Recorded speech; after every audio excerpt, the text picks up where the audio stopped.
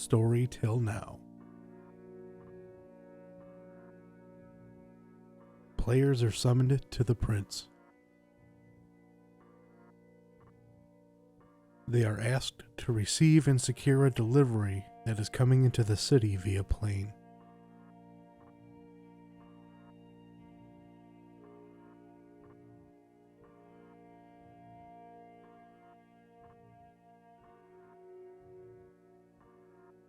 The players are too late. The plane is found discarded and mostly empty. The pilot is found a short distance away, drained and dismembered.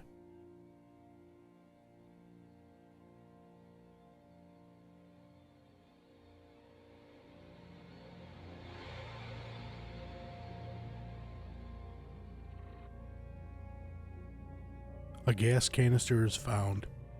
After some time with it, the prince believes the theft was at the hands of the Sabbat.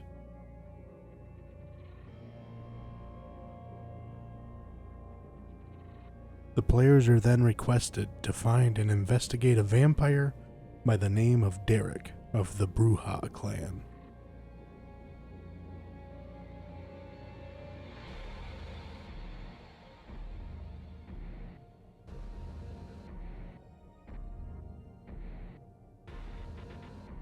Players seek out the Bruja primogen, Seneca. Seneca offers up a known haven location to the players.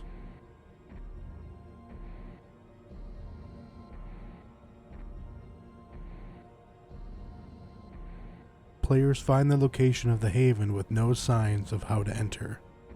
Duncan notices movement on the edge of the woods.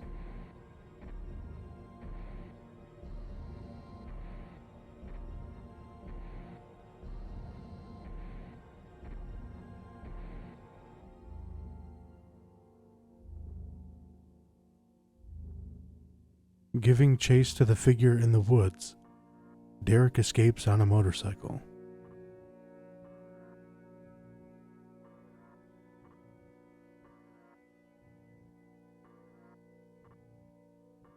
Players figure out how to get into the haven and find the proof they need that he is indeed Sabbat.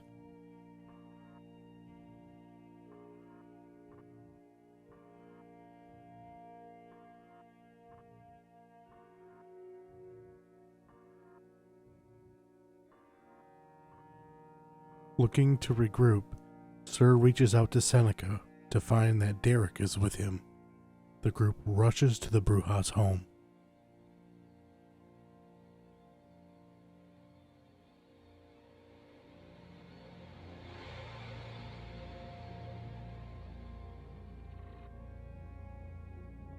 Seneca found knocked out, his wife, Sharonda, injured, and Fox MIA.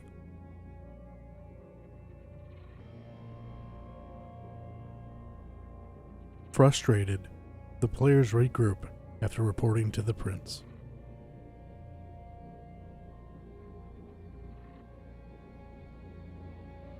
And so the story continues. Emma and Henry. Emma, you were deposited at the location of your new haven that you received the keys of while over the shoulder of Duncan last time together, to sleep off the alcohol that you obtained from poor homeless person.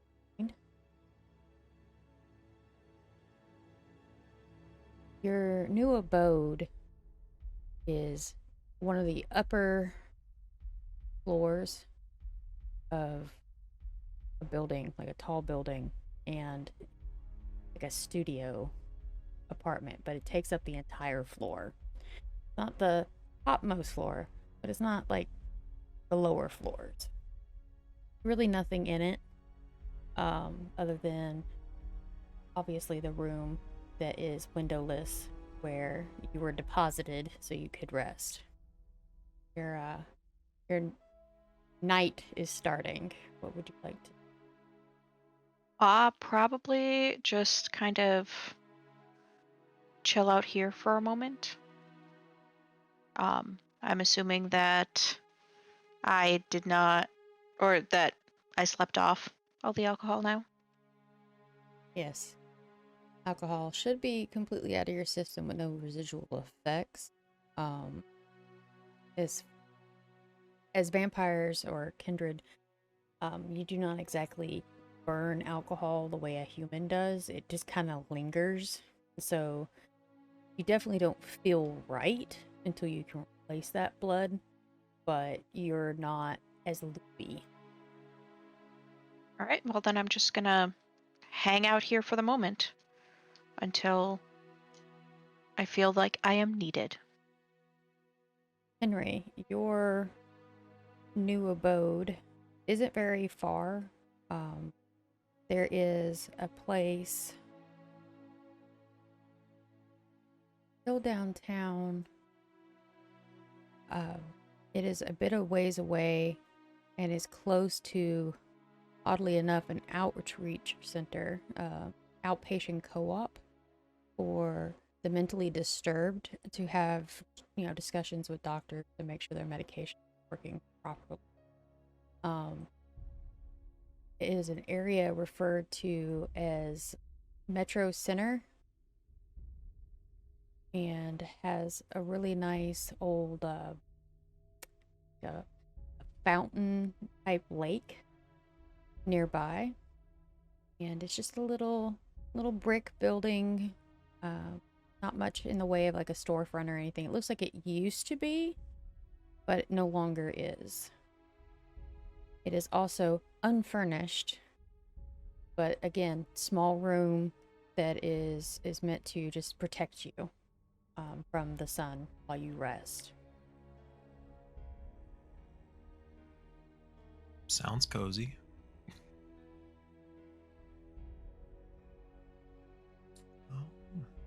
I feel like for the night, because you say our night, which means daytime, correct? Correct. Or you mean okay? Yep.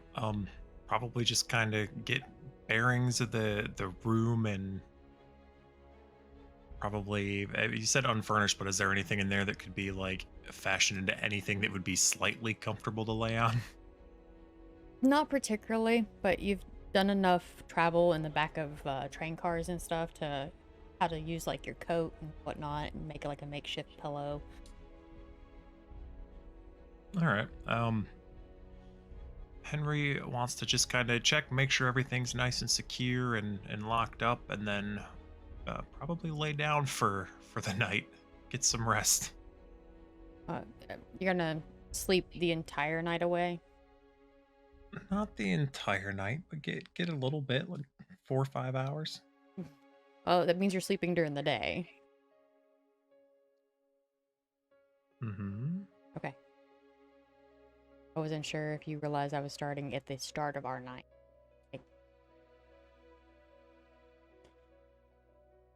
The daylight is over. You made your way there. Okay, and slept already. Okay, that's what I was asking. If it was daytime currently or nighttime. Okay, well no, if it's nighttime currently, then make sure everything's all locked up and probably head out to go check on someone once the sun starts going down and kind of do tailing and I guess just get bearings of the area around the haven. Okay. Got you guys sorted out.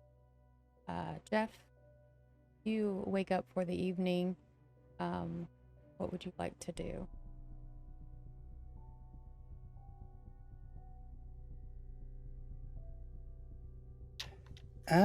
Well, got the routine that I normally stick to. Wake up, check cameras, see if there's a snack, decide if I want a snack. And then, after all that's said and done, I'll probably end up checking the web, see if there's anything about our friend Darek anywhere. Anything that might be alluding to him. You don't see anything in the local no news reports or anything. No local news, no other than obvious oh, there was a random shooting at this particular mall, and Yeah. there was an armed robbery. Just, the typical scum of the earth type of behaviors. Yeah. Nothing that is obviously vampiric.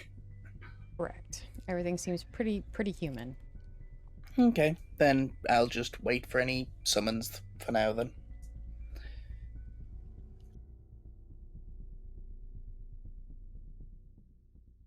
As you kind of start milling about and taking care of like your human staff, escape room seems fairly busy. One of your register clerks hands you a little card, and inside of the card is, Jeff, just to put you on the right track, there is very few Nosferatu in this city. I highly recommend seeking them out for relief. No name. You don't recognize the handwriting. Well, they do make a good point, though.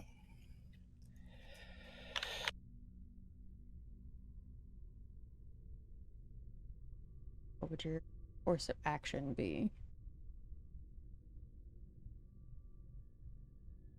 I suppose after getting ready, I'd take the trip to go and see Hendrik. Okay. Now, you're going to have to catch a local bus unless you have a... No, I'm on the bus. Okay. That is going to take probably 40 to 45 minute via bus because of all the stops to get to where that is located, and you'll have to make your visit short because the bus route back also takes approximately that long, and it's going to get closer to the time that the bus stops traveling at night, so you'll be cutting it fairly close. So if I was you as a player, I would start getting your questions ready. Okay.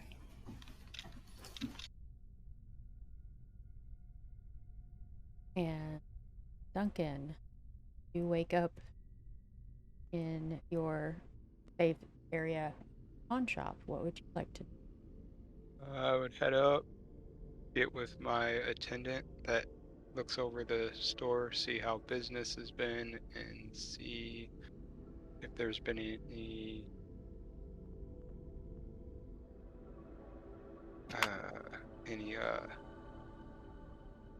odd goings on around the area.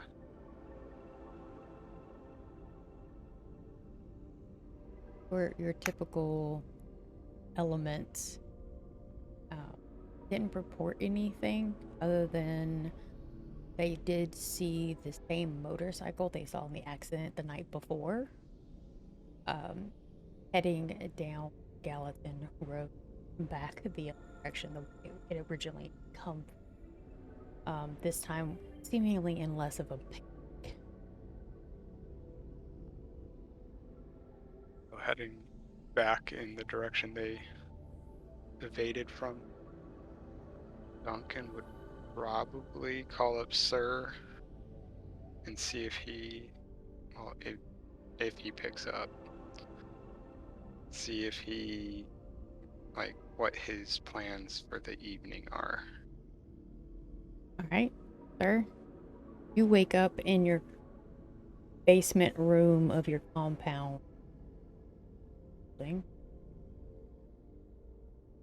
To do. I would probably start off with breakfast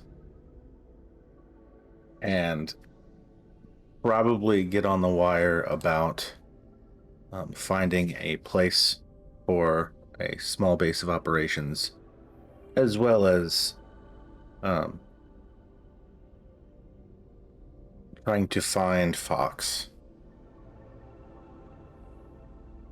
Okay. You get a couple of good leads that you might want to send a few of your people out to investigate their security level.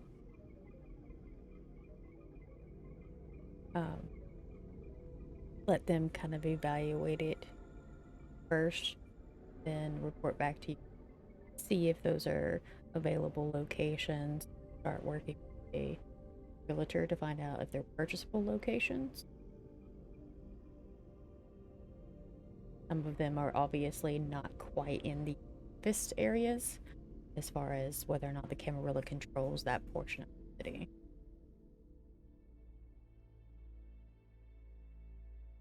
Even better. Of course, your little mini fridge of blood bags is fully stocked. That was a non-issue for you.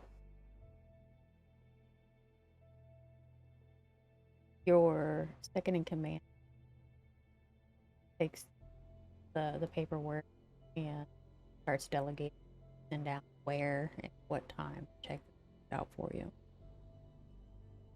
And what was your second in command's name? Zero? Yes. Okay. You get a phone call on your personal cell, and it is Duncan. Let you to RP that out. Hello. Hello, sir.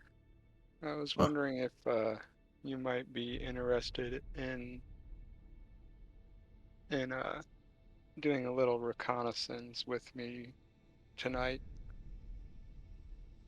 Always. Shall I say, what are we looking for? So it was brought to my attention that the individual we are seeking decided to travel back in the direction in which he was fleeing. So I'm wondering if he went back to his haven or if he is headed back to your Primogen to finish what he started. I see. Where do you think we should head first?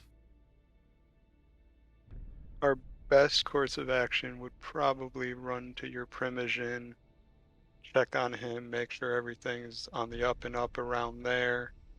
Probably not go too much as far as to announce ourselves, but do more or less a reconnaissance of it and then move on to his area, recon it, and see if there's any movement around there. Because he may have rescheduled his meeting that we may have interrupted. Sounds like a solid plan. I feel it'd probably be more beneficial to let Seneca know kind of what's happening this time. Well, I was thinking scout him out, make sure that it's clear before we approach and cause any unsart, like, don't want him up in arms and drawing too much attention to his area as of yet. Like, Understood, especially knowing that he is definitely Sabat now. yeah. And if they're watching him and we come by and say, hey, he might be coming back for you, it might cause some issues if we want to. I mean, we can give him the keep it on the down low, possibly ambush approach. So, like, just give him a call, possibly. I might do better. I know he's not probably in the same place now anyway. Yes, but that doesn't change the fact that Darek might know of his other havens. True. I will meet you shortly. In the meantime, I will give Seneca a call. Where would you like to meet up? I can meet you at your place if you like. Alright, we also may want to get in touch with Henry, Emma, and Jeff, see what they are planning for tonight. Power in numbers. Yes. You are distinctly aware of the fact that you have nobody's phone number. I don't even think Henry has a phone, to be fair. Probably not. You haven't had much use for it in your unlife. It might be quicker just to swing by and scoop up those that we can get to. Yeah. Okay, so you know where Emma is because Duncan, you had to drop her off. I don't know Henry walked all the way home to his new haven or if somebody took him, but I would assume, correct me if I'm wrong, you would have driven him as well, so you know where his haven is. Yeah, there's no doubt I would have offered to give rides to those who would Yeah. need it. And I believe- know that Jeff lives close to the prince, but I'm not 100% sure as to where.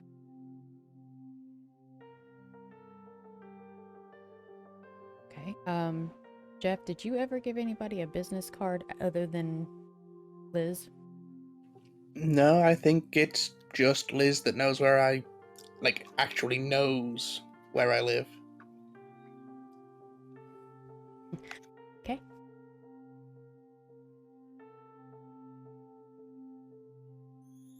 So, considering the timing of everything,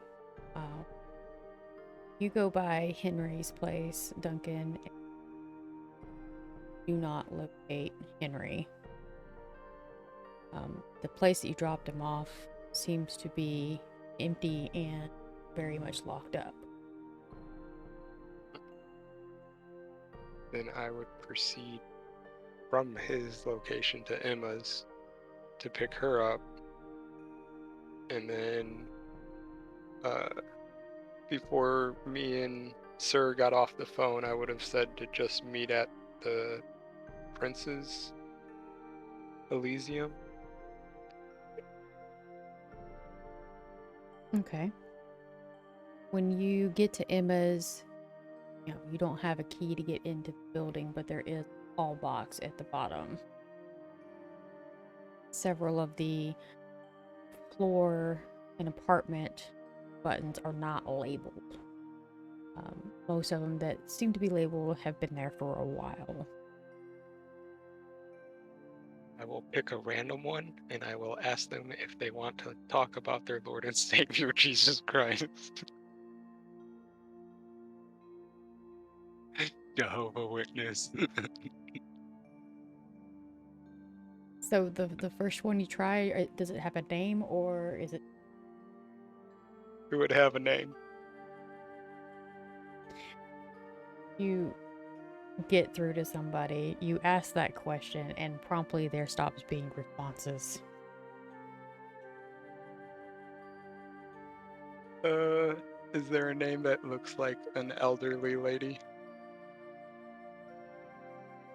Like Gertrude or something of that? That's a little worn, like she's been there sometime. No, there's like last names and initials for a first name.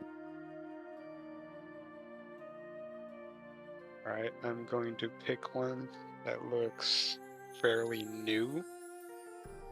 Like just printed. And I'm gonna ring that little call button. You get through to a young man. Hello, can I help you? Yeah, sorry, I misplaced my key. I live on the 4th floor. Could you buzz me in? No, dude. No. Sorry, sucks to be you. You might want to contact building maintenance. Have a good night.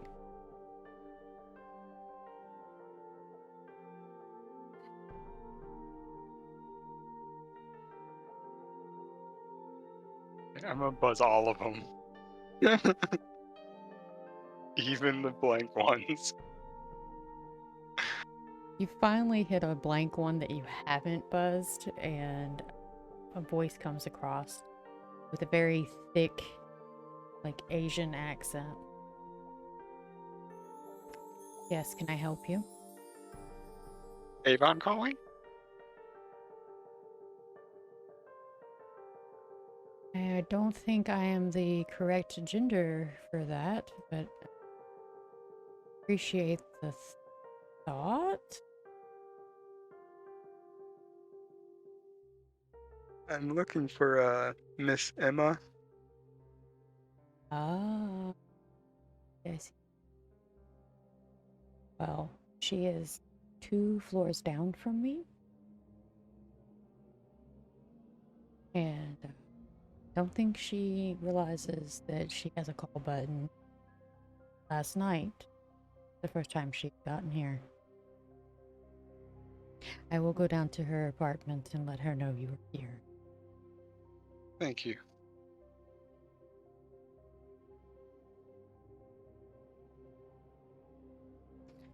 Some time passes for you, Duncan, before you hear a buzz to let you in the door. During that gap of time, Emma, you receive a knock on your door. I go answer. Hello. You see this individual at your door. He bows deeply. Miss Emma. Hi, I am Haruto Chiki. Permission.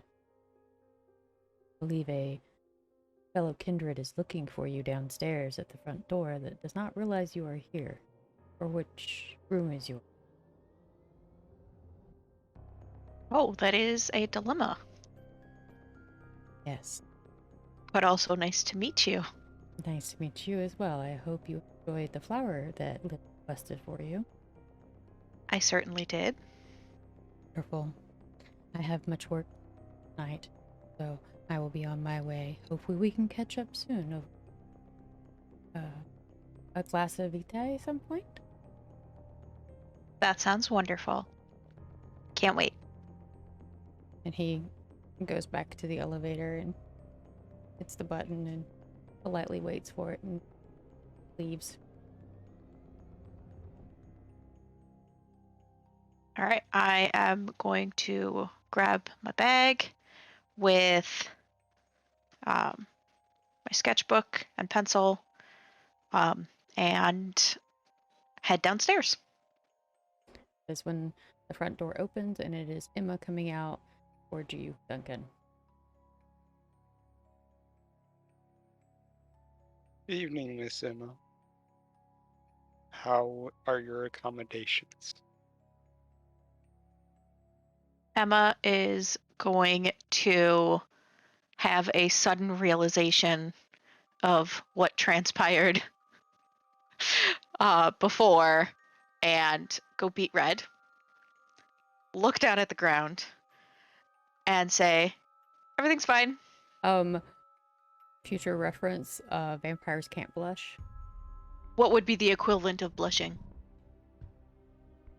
I mean, you could burn a blood, do a blood surge to... or is that an ability? That's an ability. You have to burn a blood point in order to have a blush of life, and I do not believe Purple did that for Emma. Then just mortified eyes staring at the ground.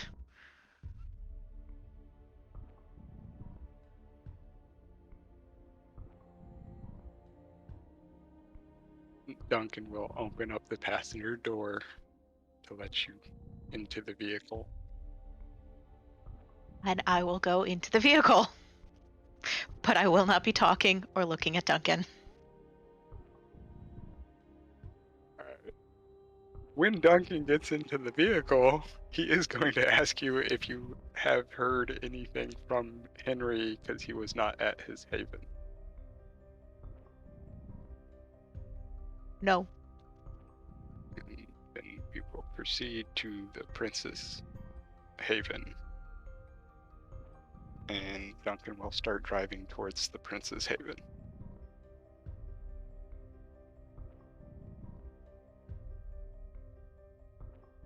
All right. So, but from where Emma's located, maybe a 5-minute drive. Enough time has passed with you messing with the door buzzers that as you get there, you realize Sir is already there as well.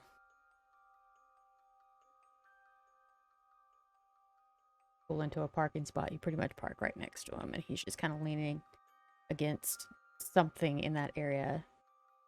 Sir can speak for himself on the regards. He's probably against my vehicle. And would get out, approach Sir, and ask if he heard anything from Henry or Jeff.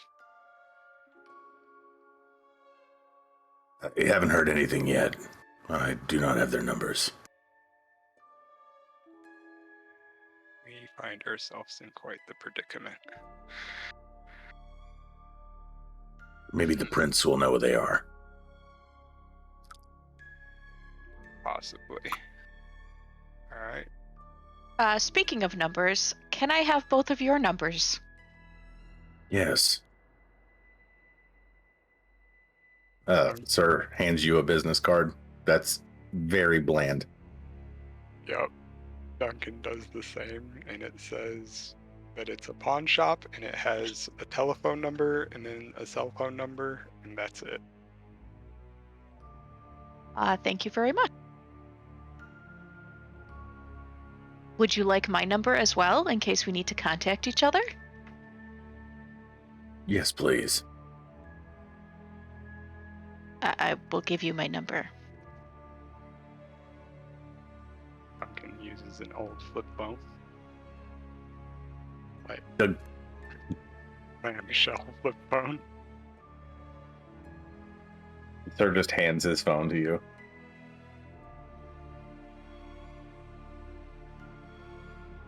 I will put in my number and then hand back.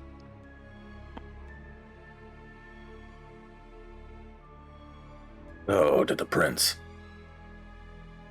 Indeed. Off we go. Okay, in typical fashion, Sean greets you guys at the door. It looks like he just recently got there as well. Backpack that you previous with is still kind of sitting on the table.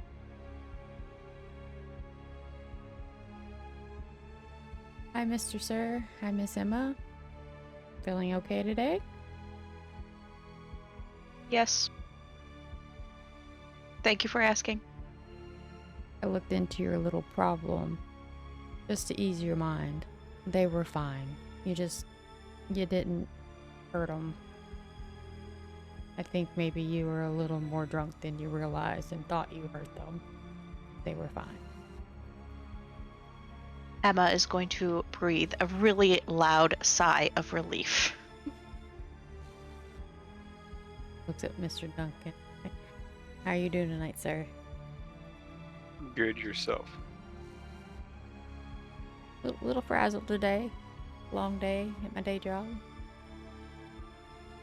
Got a little bit behind. Very glad that the trio is patient with me. Let me get you all your brooches. He leans over and fetches them and hands them out to you. Put on my brooch and start heading towards the main chamber.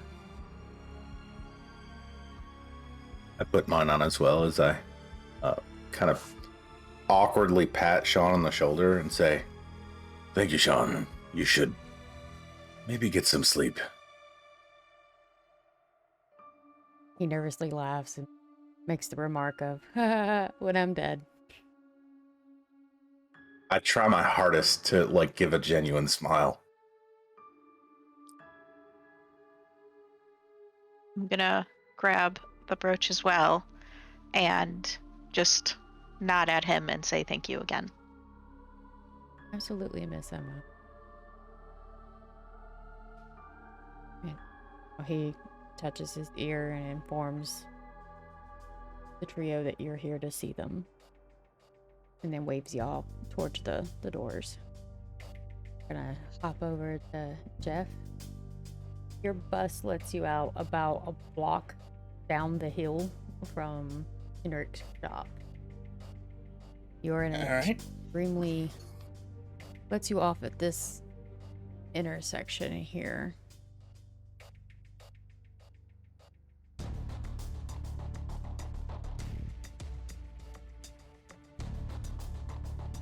And the costume shop is up the hill a little bit.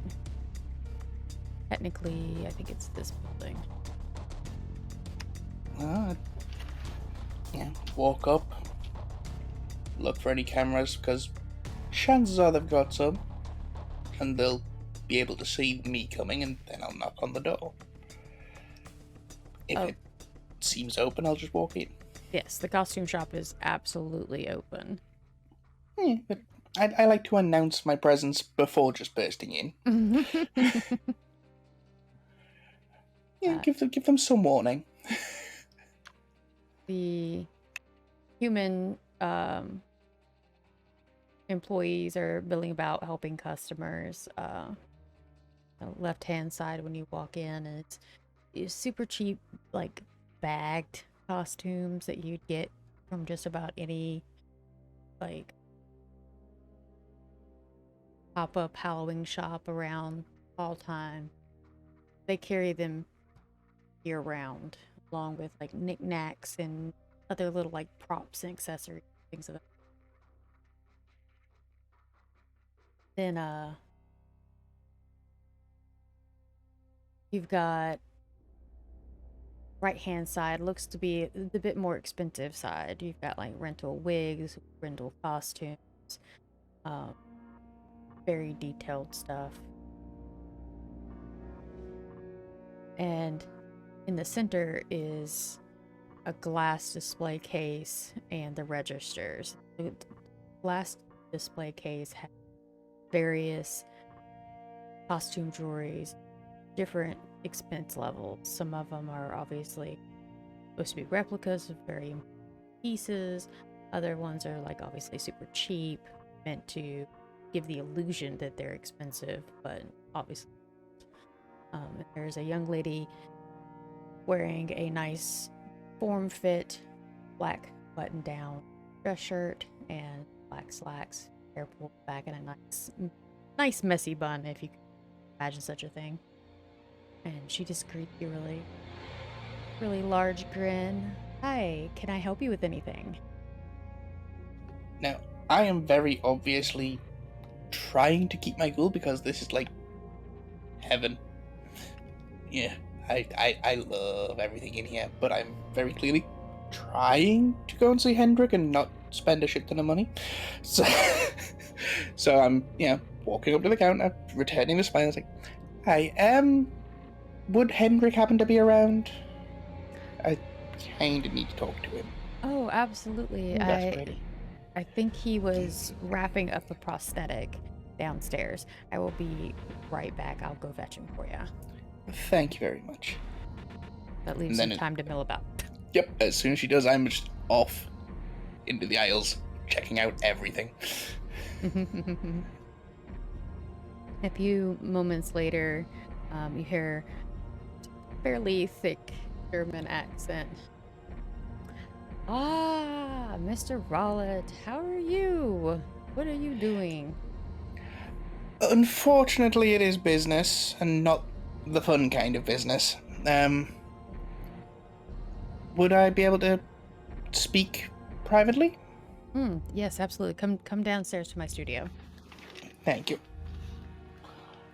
And he takes you through the double doors, past the fitting rooms, and then to a metal door that, upon opening, you see a line of locks on the inside. He is very obviously prepared to have to defend himself if necessary.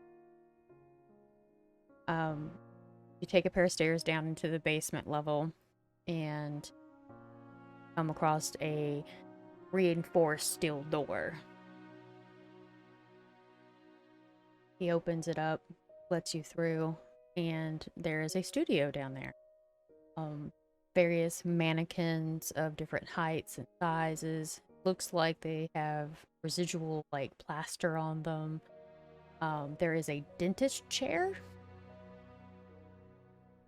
with, to a keen eye, speckles of blood on the headrest area, along with speckles of blood along the floor underneath it. Nothing too major. It looks like it was typically cleaned up after whatever is done is done. And a desk with several monitors and a recording system. And he motions to a very uncomfortable looking cheap restaurant chair with a tall back for you to sit in. Which I absolutely will do. How are the network getting set up? Have we made any progress lately? Unfortunately, as he mills about messing with a couple of prosthetics, it looks like he's just recently broke free from a mold. We haven't made a whole lot of headway here. I have a few of us that are here, but sadly, the only one that I have seen much progress out of has been Rika. Okay, because I'm just going to dive in, unfortunately. With business with the prince, there has been some interesting developments lately, and I was hoping that maybe somebody from the network had reported something. There was a delivery that was supposed to take place at the airport a few nights ago. It went missing, and we're currently trying to investigate. That's very unfortunate. His brow kind of furrows as he's like trying real hard to like file off extra bits off of what appears to be a foot. That is bad. Very much so. Now, we have a suspect who appears to be quite elusive. Darek from the Bruja clan. He eyes kind of widen like he's calculating something, and then just kind of does a side nod as the eyebrows lift and then furl.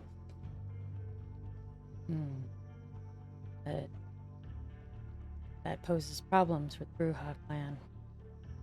Seneca, I feel, does not have a very tight leash on his people, but it is Bruja don't handle leashes very well. Yes, I have begun to notice that.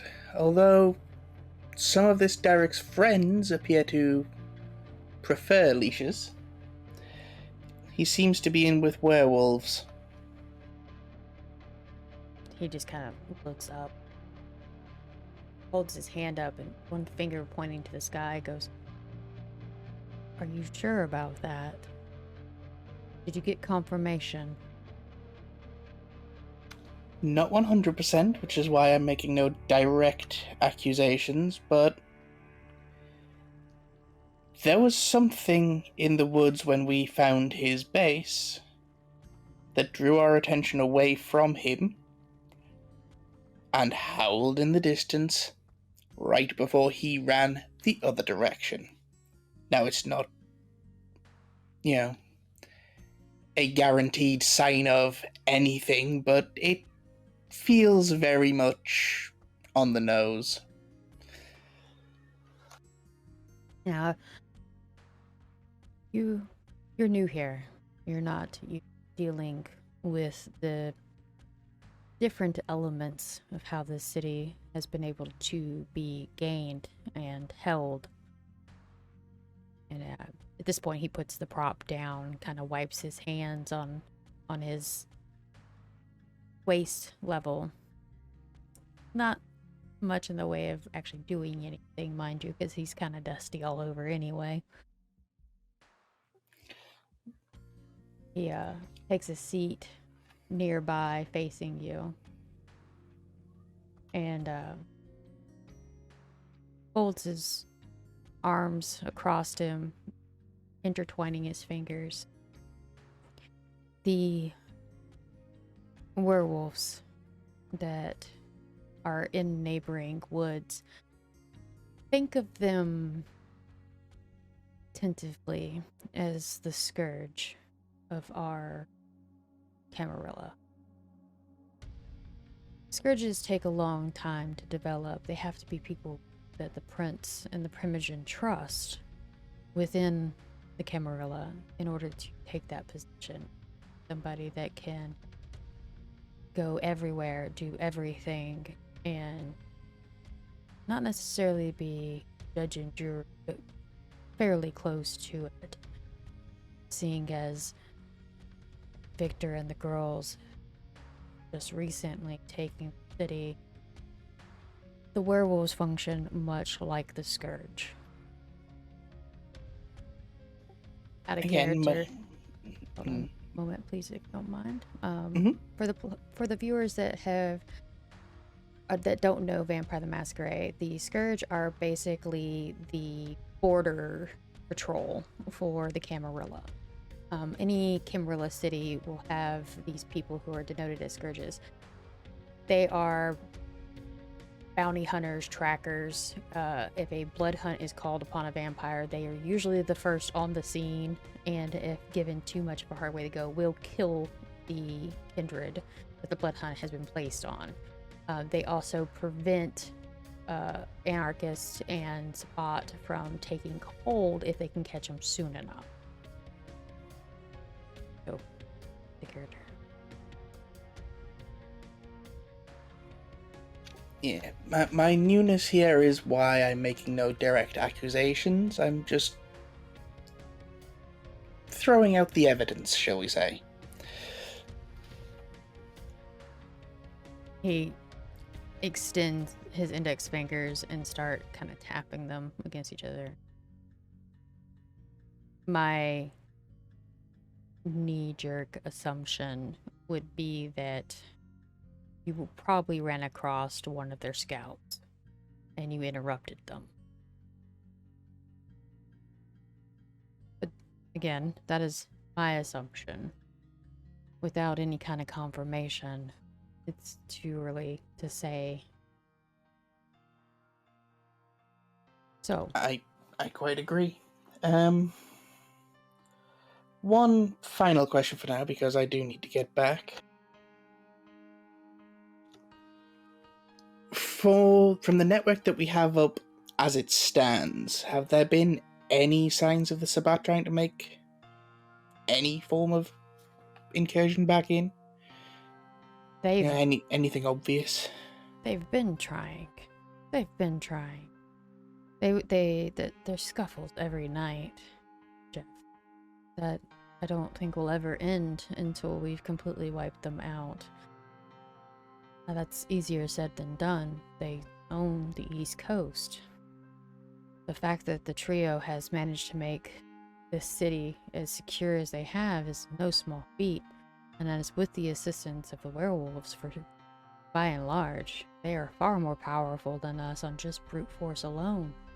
And they can walk around in the daytime and nighttime. They're not limited. Very true. Very true. I was just wondering if there was anything more subtle that seemed to be going on. I know they're not exactly known for it, but they may try. Well, the few that I have met, I was one of the few that moved in very quickly after the city was claimed. They are true to their word. And Mr. Silver, he is unlike most werewolves. He is more apt to work with the vampires if it means getting the Sabbat out of the city. Sabbat are very troublesome for the werewolves.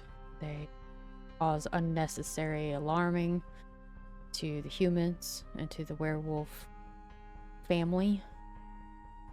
It's not all werewolves are werewolves, you know what I mean.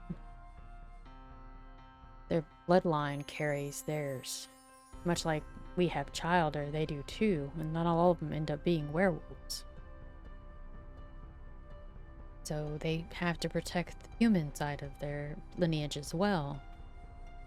And they don't like the Sabbat because the Sabbat don't care who they hurt.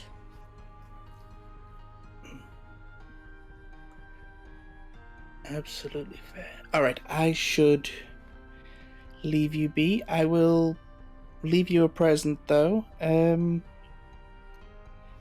Here, it sounds like not a lot, but here is the password to my network. Feel free to tie it into the rest. I don't have many, but absolutely feel free. I appreciate it, but technology-wise, I am not the one to speak to. Well, no, but I feel you will have more contact with them than I will, at least That's fair. in the near future. I do recommend that if you're looking for this loose cannon Bruja, what was his name again? Darek. Ah, Norwegian kid. Yes. He is very young. I do believe Kim has done some brokering. You might want to try to find her. That is useful to know, thank you. I'll head there now, I think. Wonderful. It is very good to see you. Hopefully I will see you at the next. And you too, I will be there. Have a lovely night. Off with you. Shoo. Yep. And as such, head out. Might pick up one or two bits of costume jewelry on the way out. And then head out. Back to the bus station. Okay. Henry, you are satisfied that your human is safe and are now free to do what it is you wish to do next. All right. You spotted her leave her dorm with books in hand towards looks like a study area, or a group study. Okay.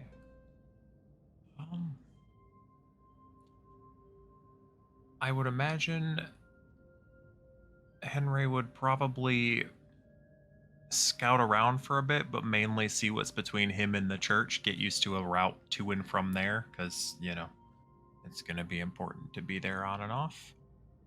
Mainly keeping an eye out for things like blood banks or anything that might potentially have livestock in the middle of the city somehow. Hopefully, maybe. Maybe. Okay, so in relevance to you, here is the church. We're looking at the stream. This is the church's location. Your route from the church would be down Broadway. And as you go down, it splits. You'll take this route here. And then you will come across the Vanderbilt University campus. It is literally this huge, like whole area. Oh, Jesus. Because Vanderbilt, for those that do not know, Vanderbilt is also a hospital, a fairly large one on the East Coast that handles like children's research and things of that nature. There's also a veterans location as well for military vets. They have a football team, they have a baseball team, all that fun stuff. So it is an extremely large campus right in the middle of the city of Nashville. But it is off of a main road, so it's very easy for you to just travel back and forth. All right. Well, I guess start putting boots to pavement and just kind of looking around at what's in the area. Now, there is buses that go up and down this route, so you can take a bus if you feel inclined to try to wedge yourself into one. Yeah, no, probably just boots to pavement because buses also normally require money. Accurate.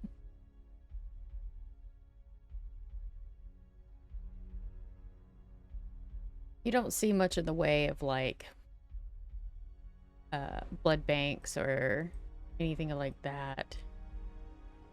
So as it stands right now, you don't have a guaranteed food source in your preferred method. There is, once you get closer to downtown, of course there's rats along the riverway and the train depot that you came into town at and things like that. So there's at least rodents that you can get your hands on. Okay. Well, that's better than nothing, I guess.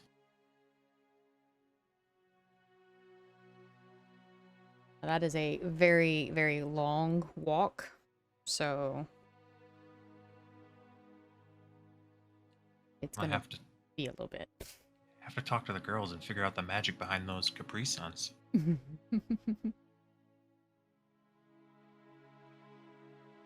All right.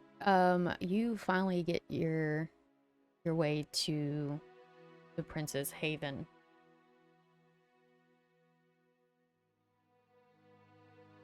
And you spot two very similar vehicles sitting in the parking lot as you're heading towards. All right, that's interesting.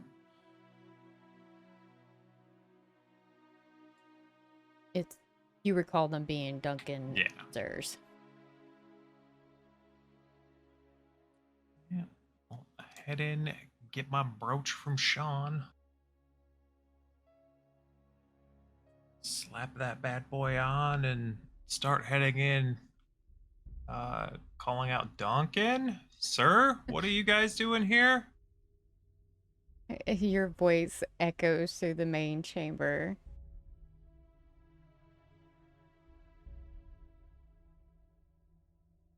Getting no response. Hello? So we Nope. would be able to hear him? Oh, God, yeah. Okay. He's bellowing and it's echoing through the upstairs. I just kind of turn around and... Henry, in here. Oh, there you are. I'm gonna start heading towards Sir's voice. They are found in the main area, like living space for the trio. Oh, Emma's here too. Nice. Hi, Emma. Hi, Henry. Good to see you standing on your own 2 feet again.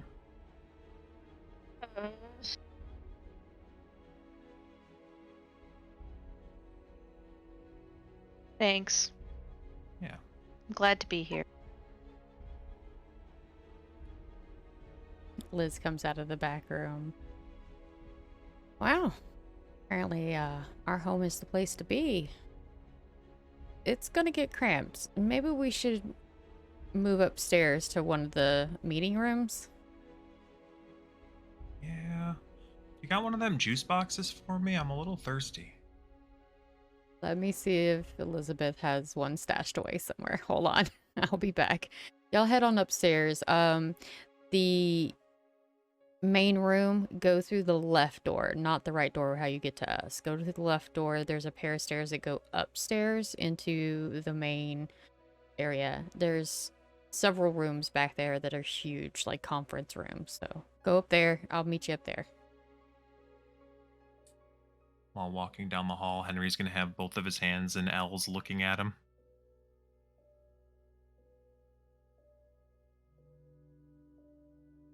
All right, this way, Henry. And I drag him along with me. It grabs me as I was turning the wrong direction.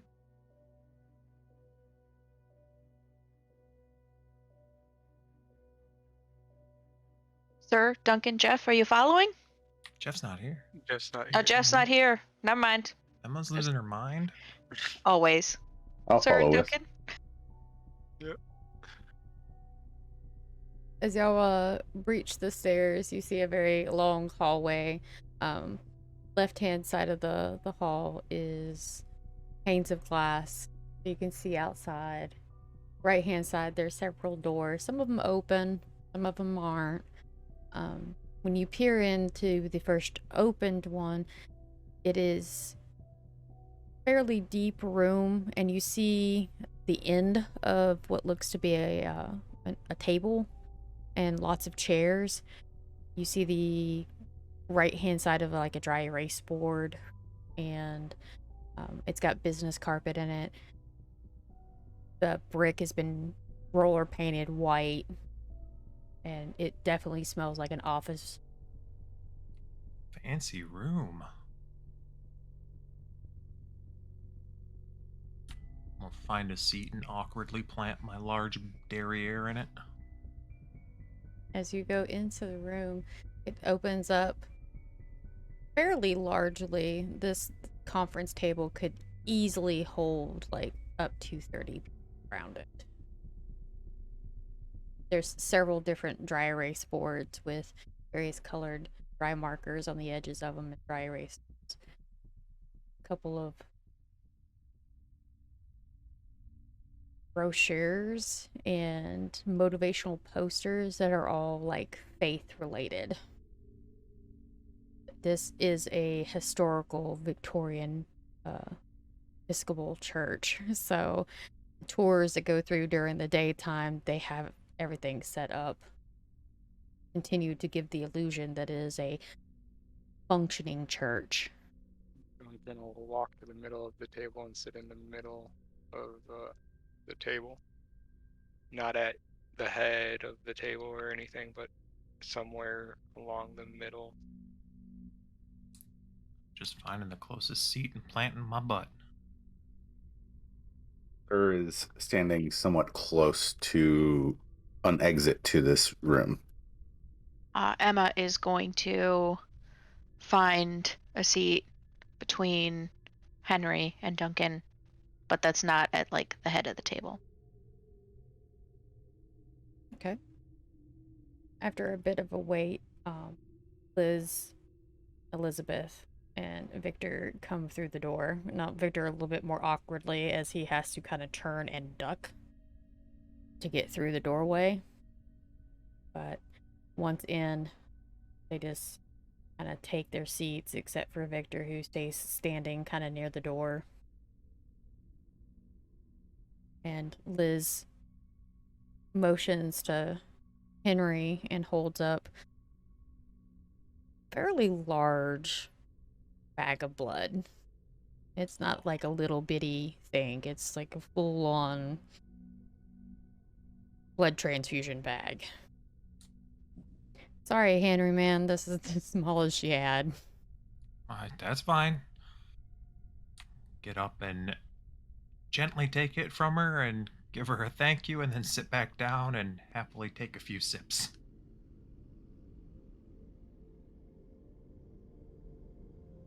I don't know what your preference is for food, Henry, but we're gonna have to get you sorted out.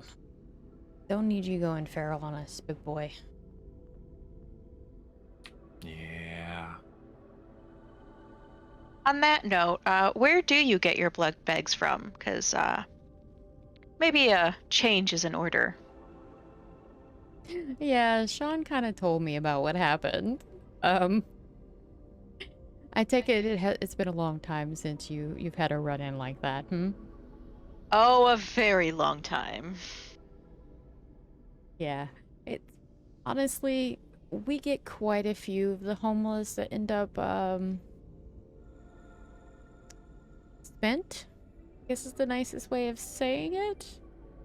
Thanks to newcomers to the city not knowing where to get a blood source that is safe. Miss Emma, Elizabeth's addressing you now. Yes, Elizabeth? I do have a few sources. I will write them down for send them to Haven later this evening. Maybe it'll be of some assistance. But if it is not your primary source, it may serve very little if you get yourself in a bad way. Agreed, but thank you nonetheless. Very much appreciated. I also heard your Primogen is back in town. That is true. Actually met him today. Wonderful. He is a sweet man. Don't know how he puts up with my sister. Liz just kind of like side eyes her like, motherfucker, really? You see a very faint smirk cross Elizabeth's face. I seem to get that impression, and I can't wait to fully meet him and talk with him. Wonderful. Now, what do we have happening? What kind of information have you all been able to glean since last night's visit, Darek?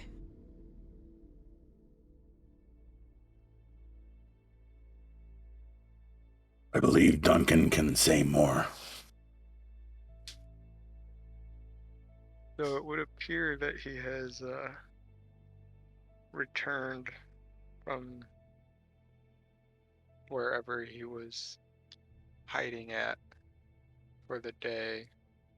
He did not seem like he was in distress returning into the city, so I believe he's either seeking to finish what he started with Seneca, or he is trying to reestablish the connection that I believe we may have interrupted that night.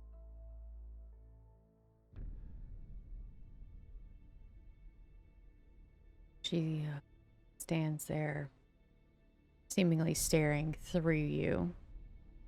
You've known her long enough to know that she's staring at you, but not at you. She's calculating something.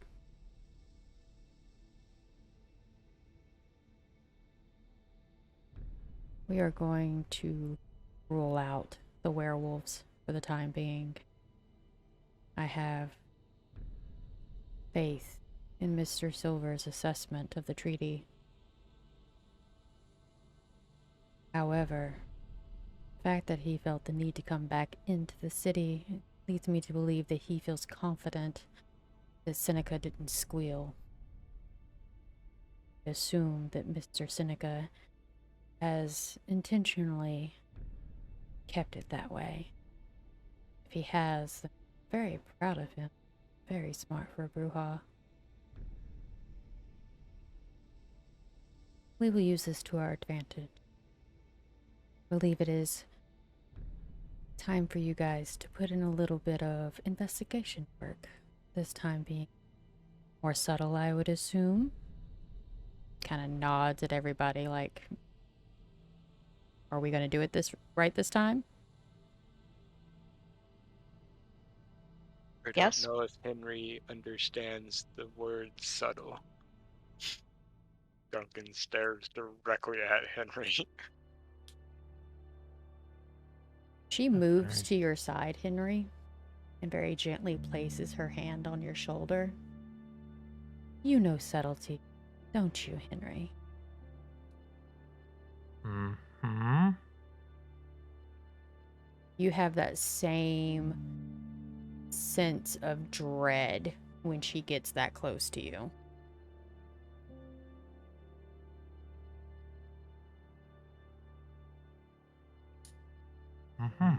Subtle. Beautiful.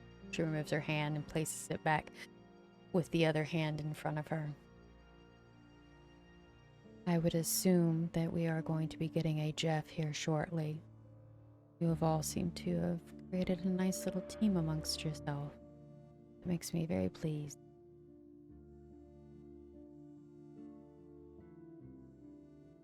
Well, I have other matters to attend to, and I do believe Victor does as well. Liz, you are free to do as you see fit for the evening, but we have to get back to work. Liz just kind of looks at her sister. Oh, ma'am, I got shit to do with you too. And they proceed to leave the room.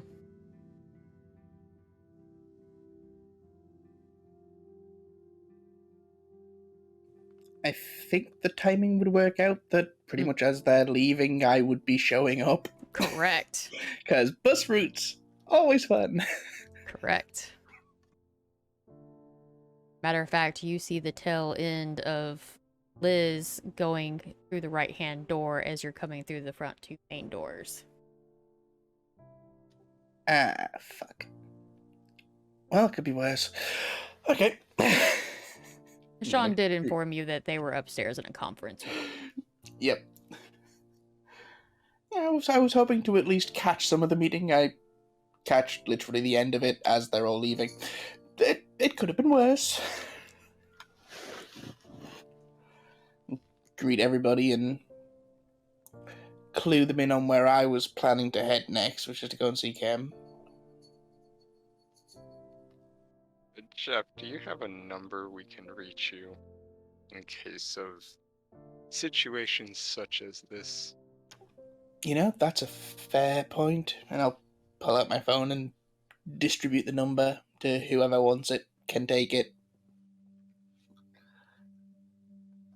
Yes, I do believe it's high time that we all kept in close contact with each other. Henry? Emma's gonna look at Henry. Means of communication. I mean, we're communicating right now. Yeah, that's what I thought. Do you have one of these? And Emma will hold up her cell phone. We may need something a little bit more robust for the big guy. Just a thought.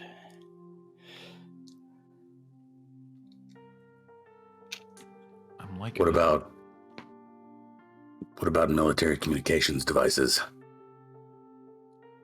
What? Are you talking like a sat phone? I mean, anything that I might have available for him if he doesn't like phones. Even the CB radio? It's not that I don't like them. I have no idea how to use one. I could give him a radio with an earpiece. That's why all he had to do was talk. We That can sounds hear it at easy. all times. With a button. I'm pretty sure we'd have to walk him through it, but yes. Better than walking him through a phone. Yeah. That will definitely take more time. Just realized in terms of technology, I'm like a damn octogenarian. I was thinking more like toddler with somebody's iPad. Just really hitting the buttons way too hard. So, where are we going from here? So, first of all, we're still in a relatively private location. We haven't moved off Correct, too far yeah, and are we're- wandering around. I would assume that we are all still sitting in the conference room still. Okay. Well, I had a fairly short but helpful meeting with Hendrik, my primogen. He seems to think that what we ran into that night was potentially not even intended to be part of what we went through. He feels it was perhaps a scout, but is reserving judgment, as I think we all should. So, what you're saying is there's the possibility that they may have already had wind of him? Potential, or it could literally have just been a patrol that happened to be in the woods, and then we went chasing off after them, and they legged it. It could be as simple as that. It might not be, but reserving judgment until we have further proof. So we may need to make contact with them to clear up any Misunderstandings, yeah? misunderstandings that they may have towards us now. Yes, that's probably a wise idea, yes. The other part of information that we have is that another one of my clan has apparently had some dealings with this Darek before. So it may be worth paying them a visit, seeing if they know anything more about him that perhaps hasn't been spread around. Like extra havens and such. Perhaps so, yes. I believe that they've done broker work for him, so they would know. Other places he deems safe enough to have those types of meetings and maybe hanging low. Indeed. So that would be Ken? Or Kem, sorry.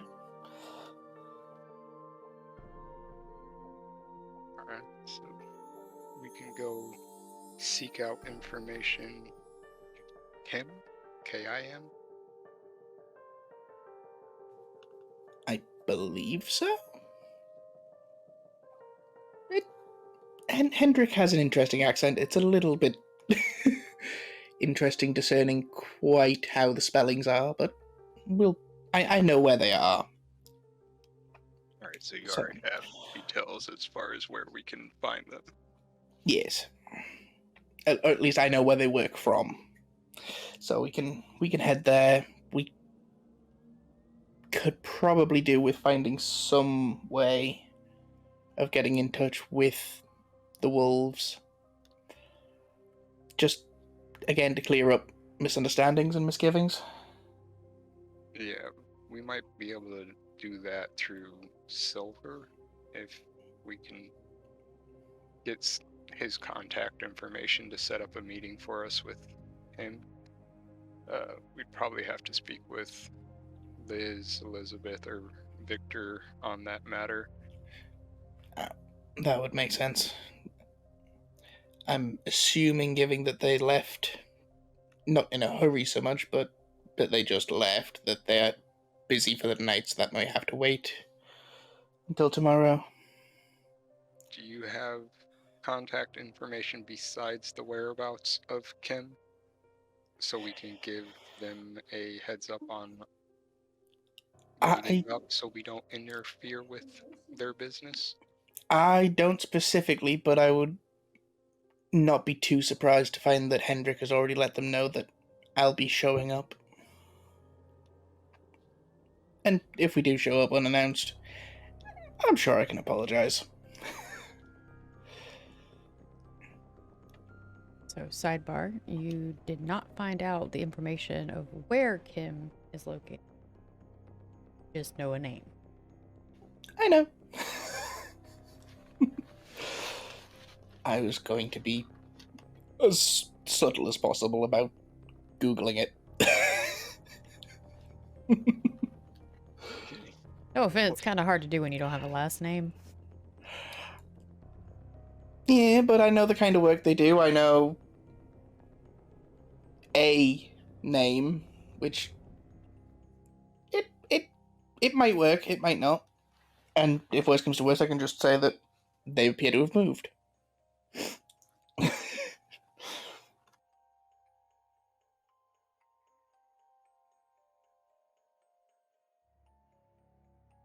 So, y'all have a tentative plan at the current? Duncan, why did you come pick me up? Did you have more news? I figured we go get in touch with Seneca, scout out his place, make sure that Darek isn't trying to make a move on him, go back to Derek's original haven, scout that out real quick, make sure he hasn't returned. In case he did. You know, follow breadcrumbs, sometimes you gotta backtrack. Is there reason to believe that Darek went back to his original haven and not just went away somewhere? He traveled back in the direction in which he fled from, so I would assume that he would be retracing his steps, thinking that it may be safe for him to return. Oh, But we could give it another day or so to really let that fruit dangle. But if we give it too much time, he may uproot and find somewhere else to hide out. that is very interesting. Yes, I agree.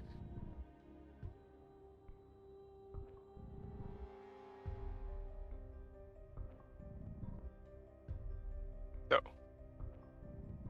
what are we doing? Are we gonna swing by Seneca? I feel like it would be more prevalent to call Seneca on the way to Derek's haven. We just go straight to Derek's to see if he's over in that vicinity, because he may be doing what we're attempting to do, and be reconning it to see if we're staking it out for him as well. So, there's quite a bit of thread to pull on. Indeed. We Yeah. also don't know that Seneca has even returned back to his haven as well. So, Yeah. on the way, it would give me a chance to call him. Alright. Shall we make our way then? It We also would allow me to just nail down the details and speak with Ken before we show up there too. So Very well. I'll get on that. We should probably also park further away since we know where we are going, and maybe At the front door. quietly track our way there to see if he is there. We don't want to spook him a second time. So, 2 blocks away? Give or take? Give or take. I mean, perhaps outside of that whole park in general. Yeah. About a block from the park. Then block, 2 blocks from the park or whatever, and then huff it on foot. Yeah. By chance, we might run across the patrol again. Also a possibility. Alright, so while we are driving, I am very definitely Googling my ass off. All right, so that's a thing. Which vehicle or vehicles are you guys taking? Do we want to take multiple vehicles, or do we want to take the SUV? I definitely brought the SUV if we wanted to all pile in. My assumption would be that we're going to take a vehicle that can house all of us comfortably. Yes. My vehicle will not. Agreed. Fine by me. Shotgun. I do hand the keys to Duncan, though. Definitely more than shotgun. Yep. All right. Everybody says bye to Sean. He takes everyone's brooches. They proceed to leave.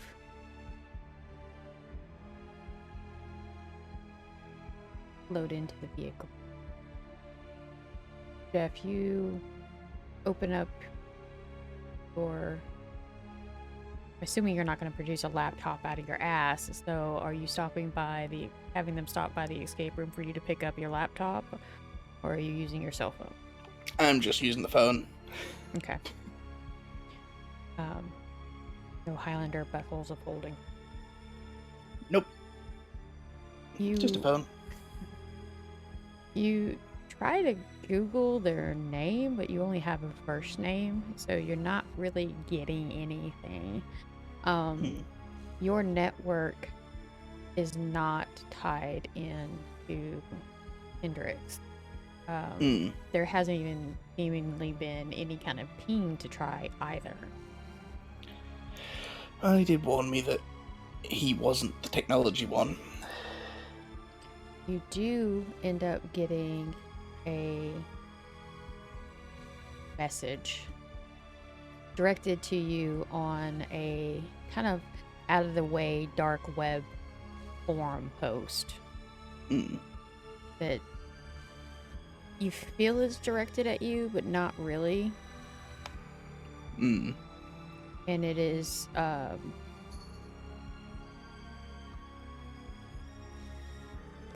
of odd, like almost want ad. It's German male seeking UK spy daddy. Oh. Okay. Interested in finding information.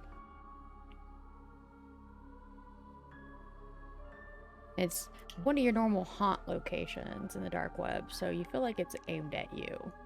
Yeah, this sounds familiar, yes. Do we have any addresses? Anything similar to that? No, as far as you know, typically when there's a message like that, they're going to expect you to respond to them in the forum before giving any kind of contact outside of it. Gotcha.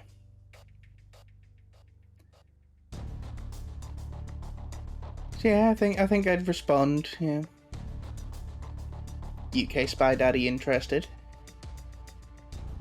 Looking for further details. Not even a minute later, you get a wink emoji and a IP address. Yeah. Well, that'd be making sure I'm on open Wi-Fi and connecting in. Okay. Upon it, you enter in to a low budget, like JavaScript type software through a URL, and it's Weiss says hello. This is Riker. Looking for Kim, yes? I would respond with yes. This is... I almost said this is Patrick. Yeah, yes, this is Jeff, looking for Kim.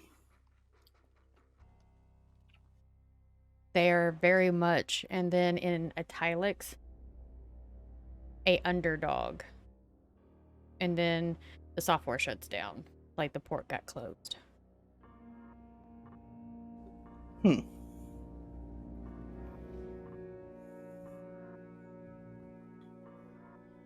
Interesting.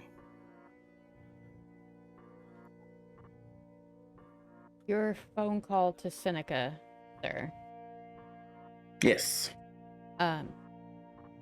Rings like twice. Seneca answers the phone. What? Is it too early? No. No, we're good. I'm sorry, I didn't look at my phone to see who was actually calling. Ah, I see. Well, this is me checking up on you. How very human of you. I didn't expect that out of you, my dude. I'm trying.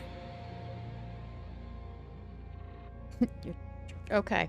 You a weird fucking Bruja, man. But I am Bruhal nonetheless. Facts. Okay. So, what's up? What can I do for you? Well, the team and I are headed back to Derek's Haven, and we thought it would be a good idea to call you and let you know that he was headed back that way, so he feels safe, at least coming around. And we were just making sure that you were looking out for yourself. I see. Yeah, we're okay. We did not do the meeting. Kind of took your advice and just kind of let things lie. Fox showed up a couple hours later, helped us get the house cleaned up and the door back on its hinges, so he's safe. They didn't do anything to him. Apparently, dumbass got lost in the grocery store. That's a better fate than what could have befallen him. True, because he's got a smart mouth and he's too dumb to know when to keep it shut. I could wholly understand that. Yeah, we're good. He hasn't stopped by here. And boy, I'm prepared tonight. I had me a couple of drinks and I'm good to go. He ain't getting the jump on me again. I hope not. But you be careful, sir. Sniffing around his old place. It could very well still be his current place. Maybe. But if I'm smart enough to have multiples, he probably is too. I wouldn't doubt it. But hey, in any man. case, just give us a call if you hear anything. Absolutely, my dude. But I gotta get going. Tell Saranda I said hello. I will do. The missus will love to hear from you. She don't act like it, but she likes you. Be the first one in a long time. I doubt that. I'll talk to you later, man.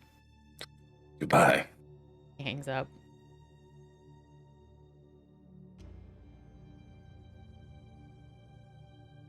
Y'all arrive into the general vicinity of the Shelby Park area that has the like weird naval ship front type thing with a turret on it.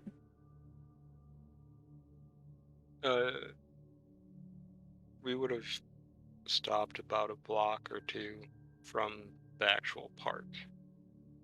Yeah, that is actually very close to the edge of the park. It is butted up very close to a neighborhood.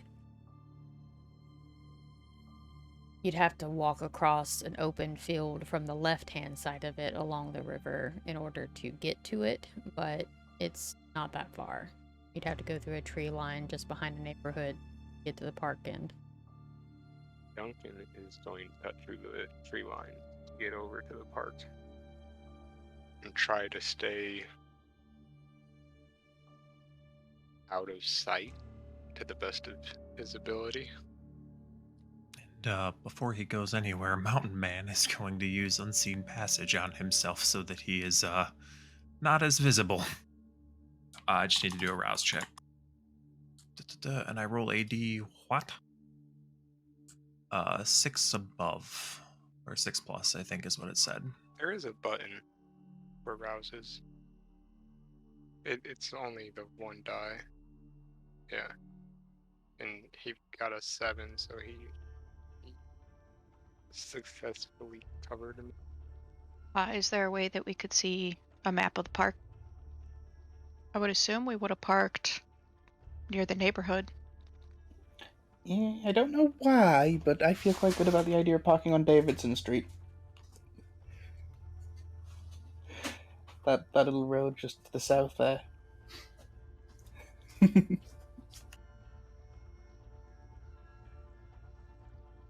Well, Duncan's driving, so he needs to decide where he parks.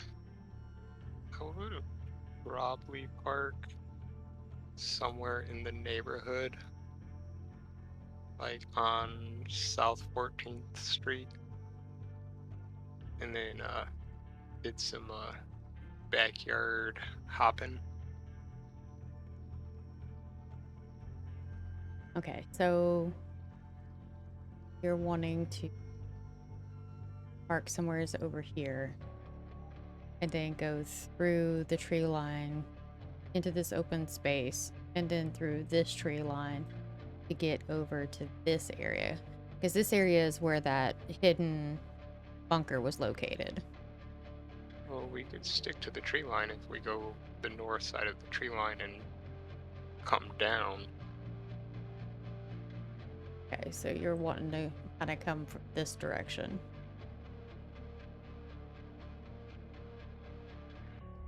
Is that correct? Yeah. Up over that way. Did we want to split up or did we all want to go together? Because some of us could come from the south a little bit more, some of us could come from the north. Duncan's gonna stick to the trees. He's not gonna come through the south because of the it's too open. Be spotted. Yeah, I say we stick together and stay off the road. Okay, sounds good. Works for me. Yeah, I think I'll probably hang around in the woods with Silence of Death running at the very least, so that I don't make too much noise.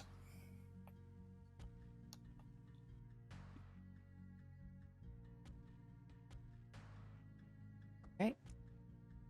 As you guys hit the edge of the tree line and the moonlight shines into the area in which you know the hatch is located, you see a few shadowy figures moving around the hatch.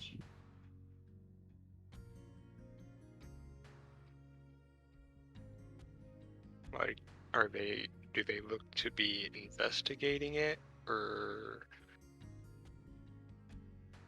coming out of it, prepping to go in it? Give me a roll.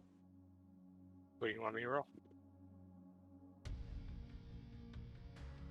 Perception, basically. Grab.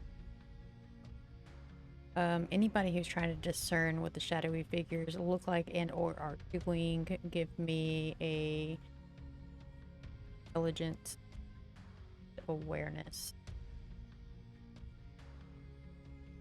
Oof. One success. Emma had one success as well.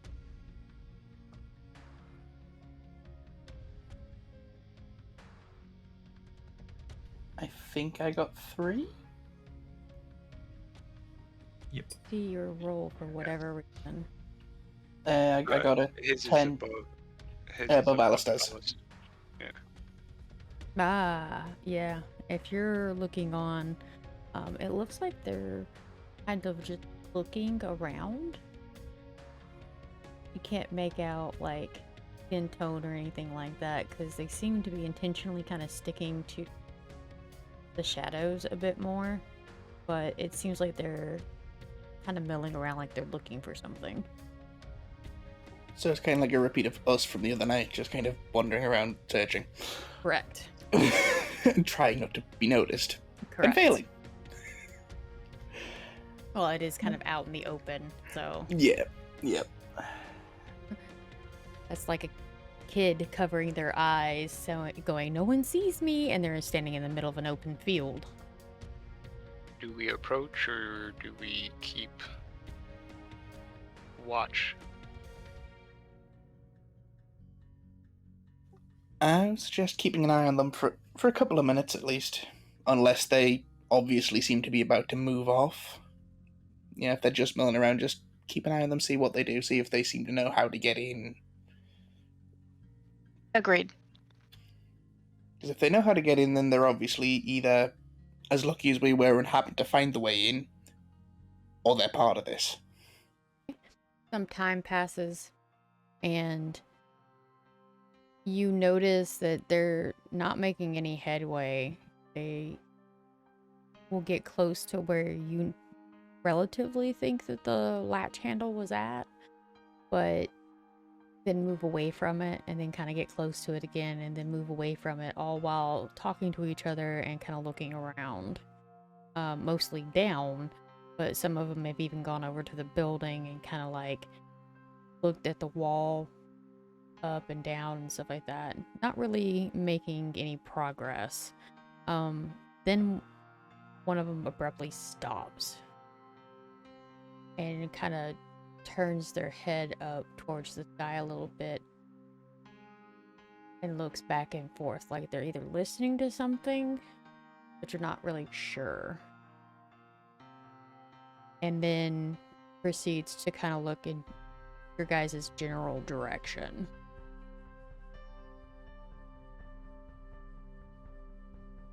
I think we found our werewolves. Duncan is going to start approaching them and announce himself. Duncan just starts stepping out of the woods into the clearing towards them. Hey guys, how's it going? The figure that had initially stopped and kind of looked up at the sky looks directly at you. You hear a low grumble, almost like a growl. Duncan will still keep approaching slowly. I don't mean you any harm. We're here investigating something, and we're wondering if you needed assistance. And I will wave for everyone to make yourself known. I will also step out from the woods. As well.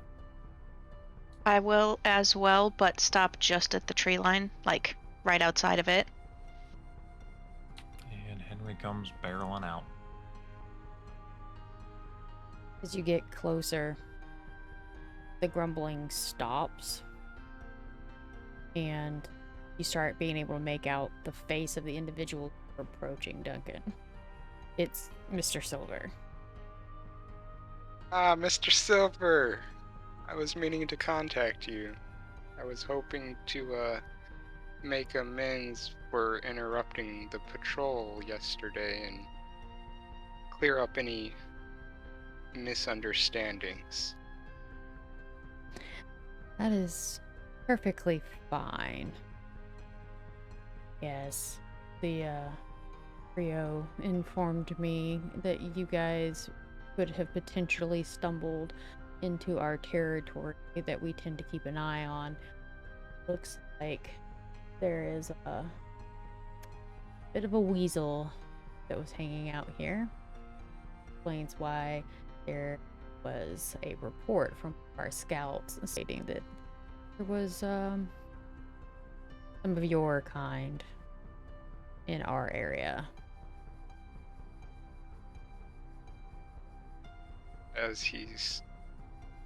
After he's done exclaiming all that, I will ask him if he's looking for a way to enter the facility and direct him towards the lever that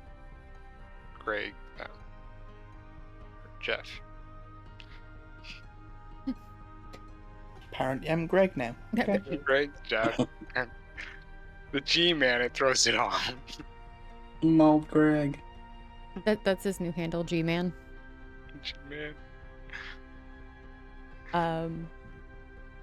Silver nods his head, yes. We were curious of how bad he tainted the area, and if there's any concerns about his influence on our kind, not just yours.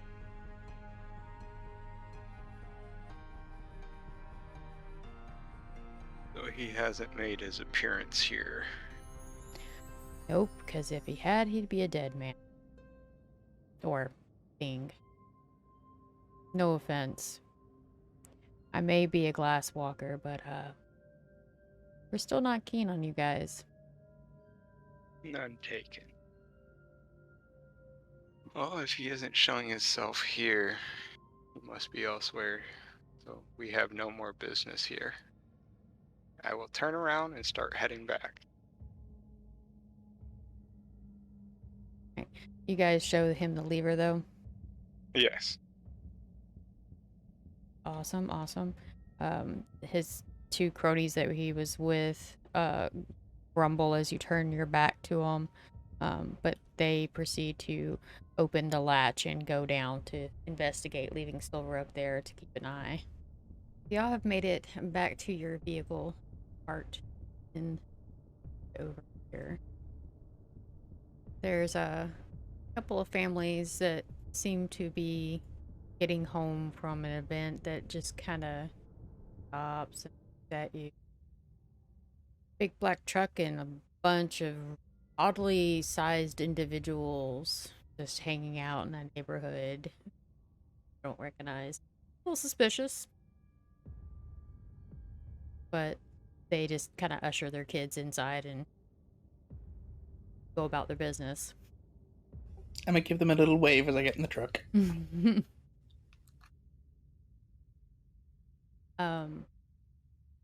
Jeff, what are you doing with the information that you gleaned?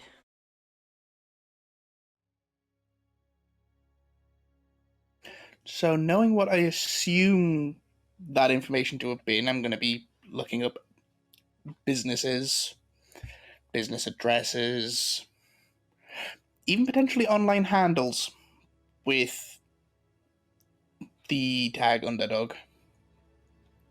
Okay. Narrowing down my search. So you get hit on a bar. It's not too far away called the Underdog. Well, given that that seems to be the only thing within the Nashville area, I'm going to make an assumption that that's probably where we should be heading. Okay. You're going to communicate that to Duncan, who is driving? Yep, I'm going to bring up the location on a map funny enough, on Google Maps. And just kind of lean forward before we start driving and go, okay, this should be where we're heading. Unless something has changed within the last few hours. This should be where we're heading. You okay with that? So it's believed that they're operating out of that location? Yes. All Like I say, right. unless something has changed within the last few hours, that should be where they are. Miss Kim. Duncan will start heading in that direction. Okay. After a bit of a drive, you guys arrive. It is a little bar. Pretty rowdy at this hour of the night.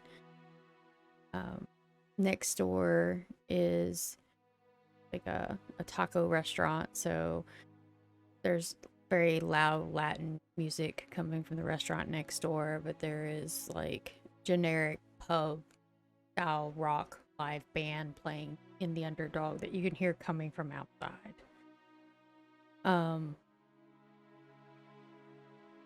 Across the street, there's a little hookah bar that appears to be closed down at the current. Also, signs for a plasma biological services. And a car rental place next door. The outside of the building is a red and tan brick with a metal. Alright. I should probably head in first, let them know what's going on, because I'm probably one of the more outgoing of my clan. A lot of us are kind of paranoid, especially about our places of business and havens. Just let me go announce us, yeah? Duncan's going to circle around back. I'm gonna follow Duncan. And I'm just going to facepalm and head in the front. I'm gonna stay in the car. I don't know if you guys noticed, but the back of the building is a long ways back. It's not like a back alley. There's like a big other building behind. Correct. As you go inside the bar, there's obviously like a bouncer right at the front door, kind of like puts his hands up. ID, please. I will hand over. So I do just have like a general ID. Yeah, I mean, as long as it's fairly believable, it'll pass. And kind of looks it over and goes, okay. Hands it back to you and put a Give me, bracelet around your wrist. One of the little paper ones that the sticky. To know that you're old enough. yep, that I'm old enough and I've been checked. Yep. And give him a nod and head in. And provided there's not packed, head straight to the bar itself. And ask if there's any chance to see Kim tonight. Okay. There's lots of like humans and some you think vampires kind of hanging around, listening to the music, talking amongst themselves. The bartender, taking care of an order, sees you walk up, walks over and goes, "What can I get for you?"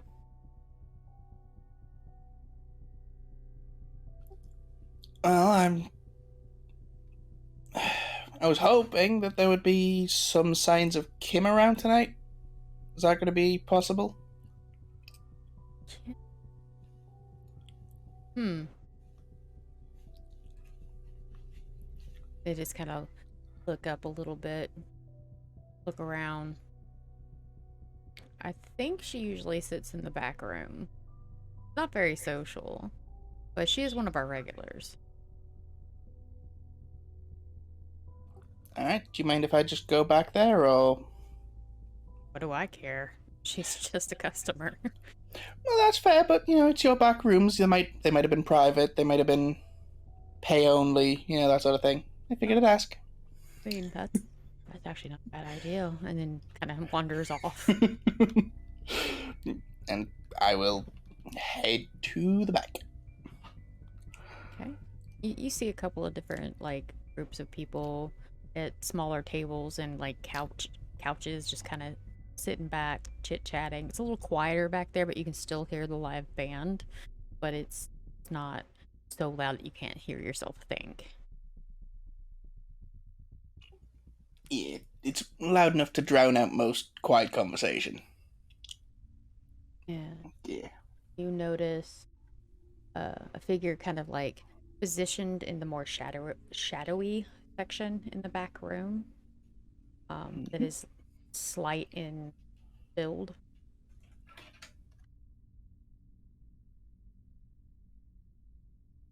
I will try and catch their eye as I make my way over, just so that I'm not just sitting down.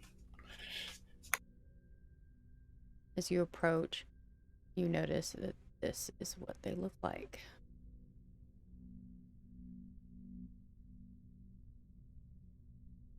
They kind of look up at you. Hi, how can I help you?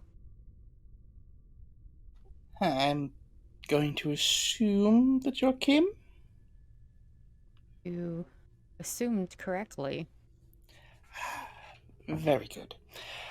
I was given your name by Hendrik.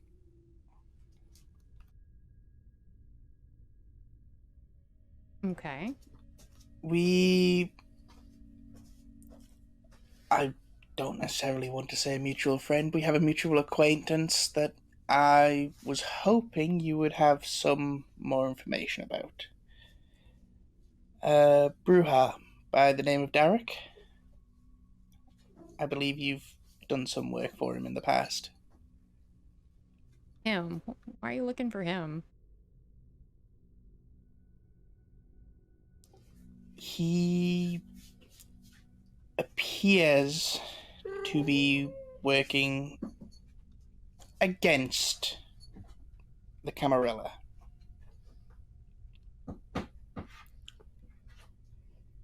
So what are you thinking? Well, I don't fully know the nature of the work that you did for him, but I know that you have brokered things for him. I was hoping you might know of some locations where he might be hiding out. Yeah, I mean, he's come to me for with information before, needing help on a job or two. What do you have for trade?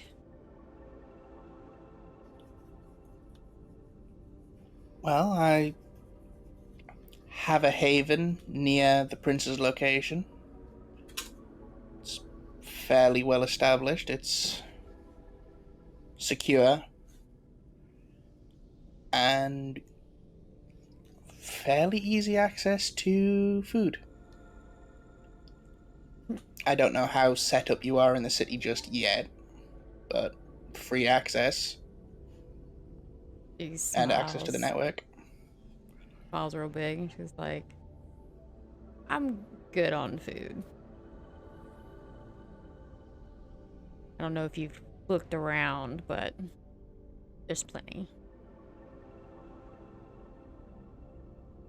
What can you really give me in trade for information on Darek?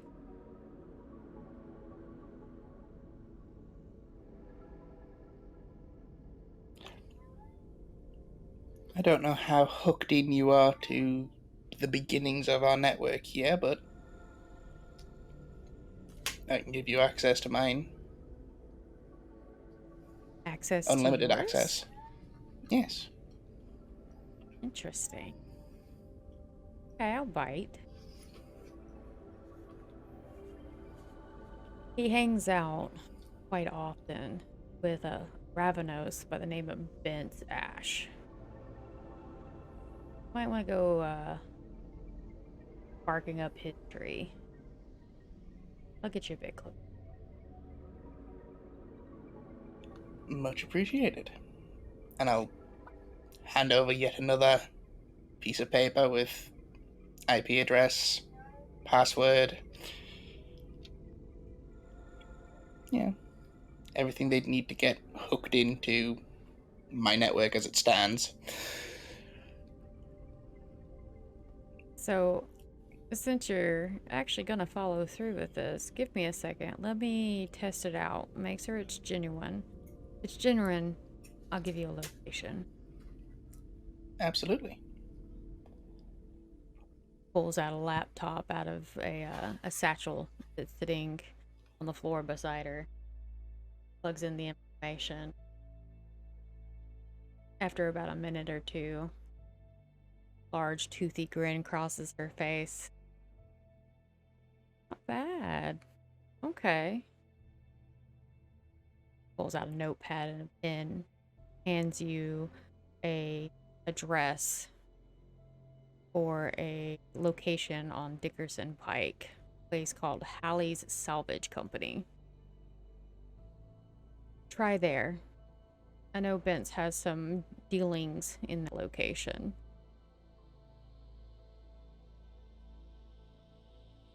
Much appreciated, and I'll leave you to your night. And that network should hopefully be expanding over time. Just so you know. We all need to start somewhere. We all need to work together eventually. Agreed. If nothing else, let's know see each other. Exactly. Have a good evening. You. Jeff? Your name? Absolutely. Wonderful. Jeff Rowley. And I will get up and head on out. Sir, Once- Hmm? Sir and Duncan, don't find anything of value. The only thing Duncan finds as far as motorcycles go is a couple crotch rockets. They're actually parked out front. There's nothing fitting the description of the bike he was riding or anything, then Duncan would have headed back to the SUV and kind of just posted up outside of it, waiting for Jeff to come back out.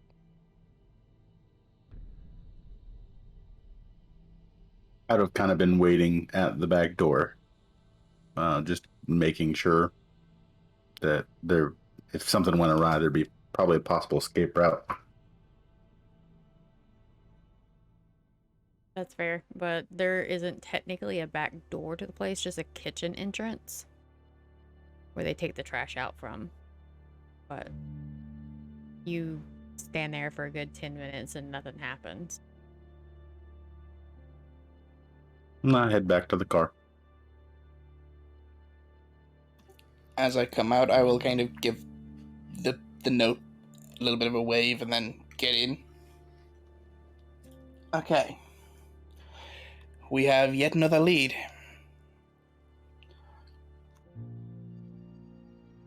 We're looking for a place called Halley's Salvage over on Dickerson Drive. Guy there apparently does a lot of work with our man Darek.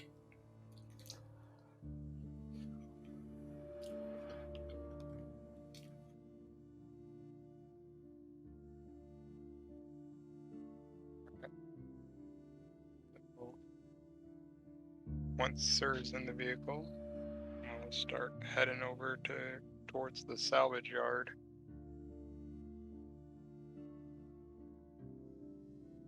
I get in. I'm already in the car, so let's go. Henry never got out. So. Yeah. Henry's got the fear of God in him. He needs to be subtle, damn it.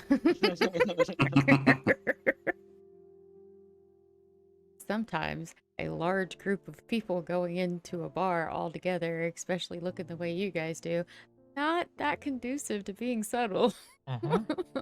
Wait, Sitting here. Went around back. Yep.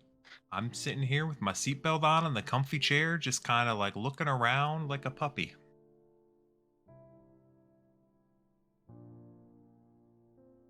It takes you guys about a 15-minute drive from where you're at to get to the salvage yard. You guys pull up to what appears to be an abandoned salvage yard at that. The lower portion of the building is a red brick, and the upper portion is like a white wood siding with old letters in red denoting that it is a salvage yard. And the lot behind it has a lot of like just debris, but no actual like cars or anything like that. Just lots of junk piles, like parts that never got scrapped or removed from the location. Looks fairly abandoned. Are you sure we're at the right place, Jeff? This is the location I was given. Bear in mind, we don't all operate running business locations. Sometimes we just take over something that once was. I'll hop out of the truck and head into what would have been sort of the main office building. See if I can get in. Okay. Get out of the vehicle and start heading towards the door, and you hear a little bit of like banging around here. But it sounds like it's coming from like further into the building that you're actually walking up on.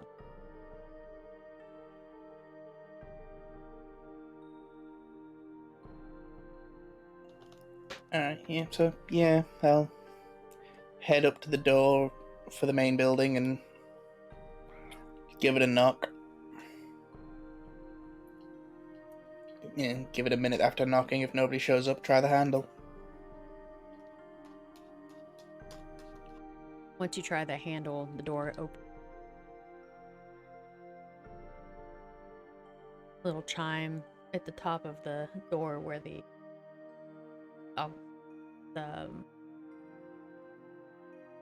not a hydraulic. Yeah, it's a hydraulic. Little hydraulic release for gentle closing located. A little chime that's sitting up there. It bangs up against the door as you open the door. There is a faint light coming from the back of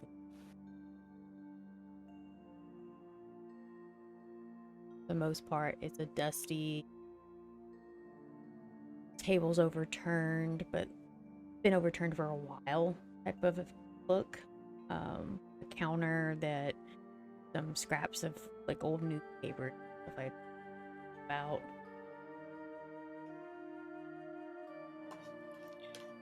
Hello? Anybody here? Hear a voice from the back. Hello? Can I help you?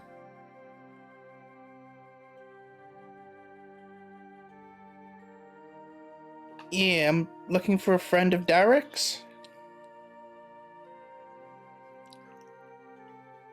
My brain is completely blanked on his name, by the way. No, you're fine. Here, you see a head poke out. Scruffy individual comes out, wiping his hands. Darek starts laughing. Very deep belly laugh. What has that idiot gotten into? Well, potentially some pretty deep trouble unless we can prove otherwise. It's looking like he may be on the run right now, too. Oh, I see.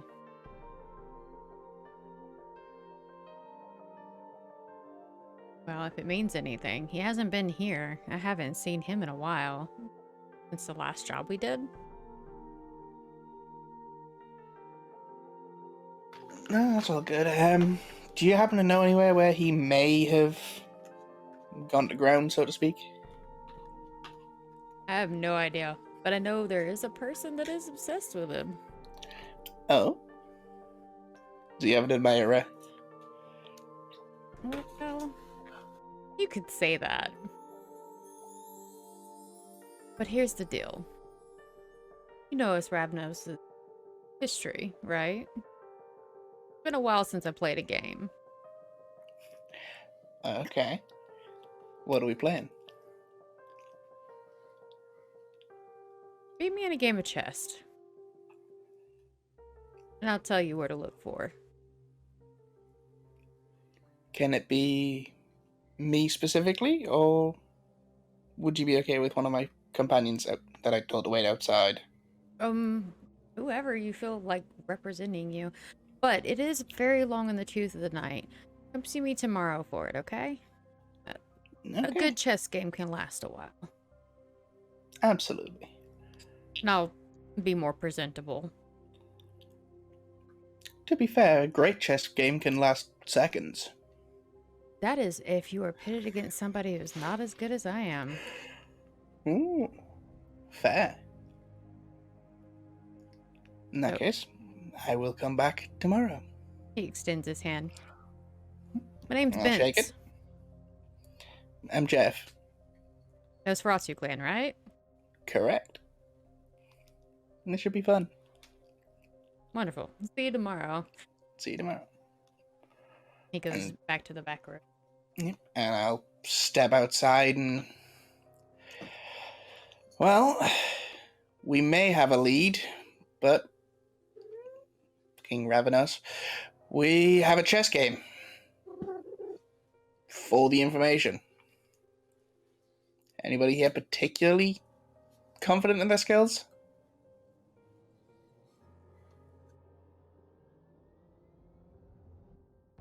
That's me out. I mean, I'm good at games. I'll do whatever it takes to get whatever needs to be done.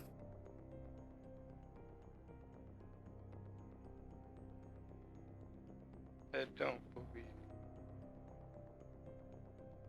making my presence known to him would be much for the game.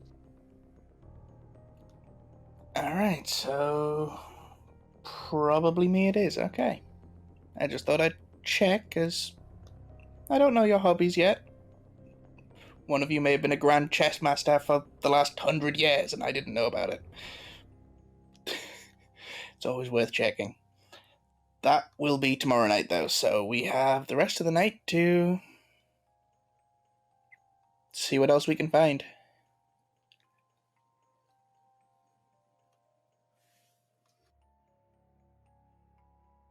Do we have any more leads to follow? Not on my end. I don't believe so. I think we checked off all the things we wanted to do today.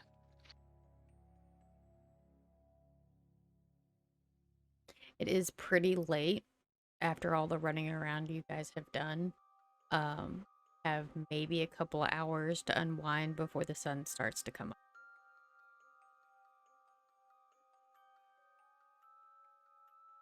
Alright, so I guess we will adjourn for the night and start heading our separate ways. On our way back, I guess we'll drop Henry and Emma off and then swing by the prince's place so I can get my car. Then Sir and Jeff can go their ways from there. I think I will be handing over business cards to the two drivers so that they at least know where to go if I need picked up. Yep. But usually don't, but apparently today I did. But then, yeah, just once we get to the prince's location, I'll just walk back like normal after that. As you start to walk back, I'm going to get in my vehicle and then kind of follow you somewhat down the street and pull up right next to you and say, Do you need a ride? Nah, I'm only a couple of blocks away. I like the night. Fair What's enough. left of it? Well, if you ever like to talk about connections, let me know. We could probably trade some information. Now that is a long topic for another day, I think, but absolutely. Agreed. I'm sure I'll see you tomorrow night. Oh, more than likely. and I squeal off.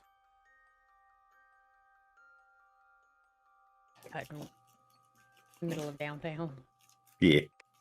And I think I may take the opportunity walking back to check out the wildlife around, the actual wildlife around, see if there's any animals in the area that may be amenable. You see pigeons, and that's about it. Winged Nosferats. Okay. Well, I'll head up into my building and see if I can start enticing a couple of these guys. Yeah, see if I can entice a couple of the pigeons in. Looking for that warm food. Yeah, it's not even that. I'm looking to maybe make some friends. Huh? In the literal sense. Huh? So that process you do know is going to take several visits. Oh yeah. Okay. I'm looking to start it. What does everyone else do to unwind for the evening? Emma is going to sketch in her little journal, and then also look to see if there are any plant places that are open late so that she may acquire some for her little apartment. In the vicinity of where your apartment is located, there is not. The only one that you've been able to successfully scout out, and that was before you came to the city, was the one that you have to book a view. Okay. But then there's always Walmart. Yeah, it's true. They are open late. But I just write those things down for another day that I will have time to do those things.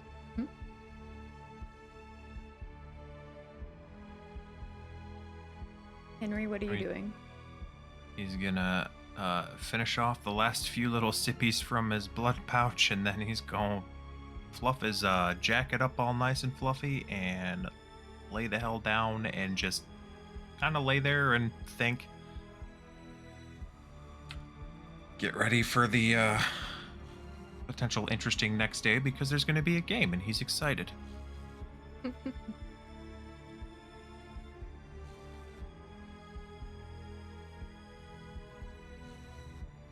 Sun comes up, does its business, goes back down. Everyone starts to wake up.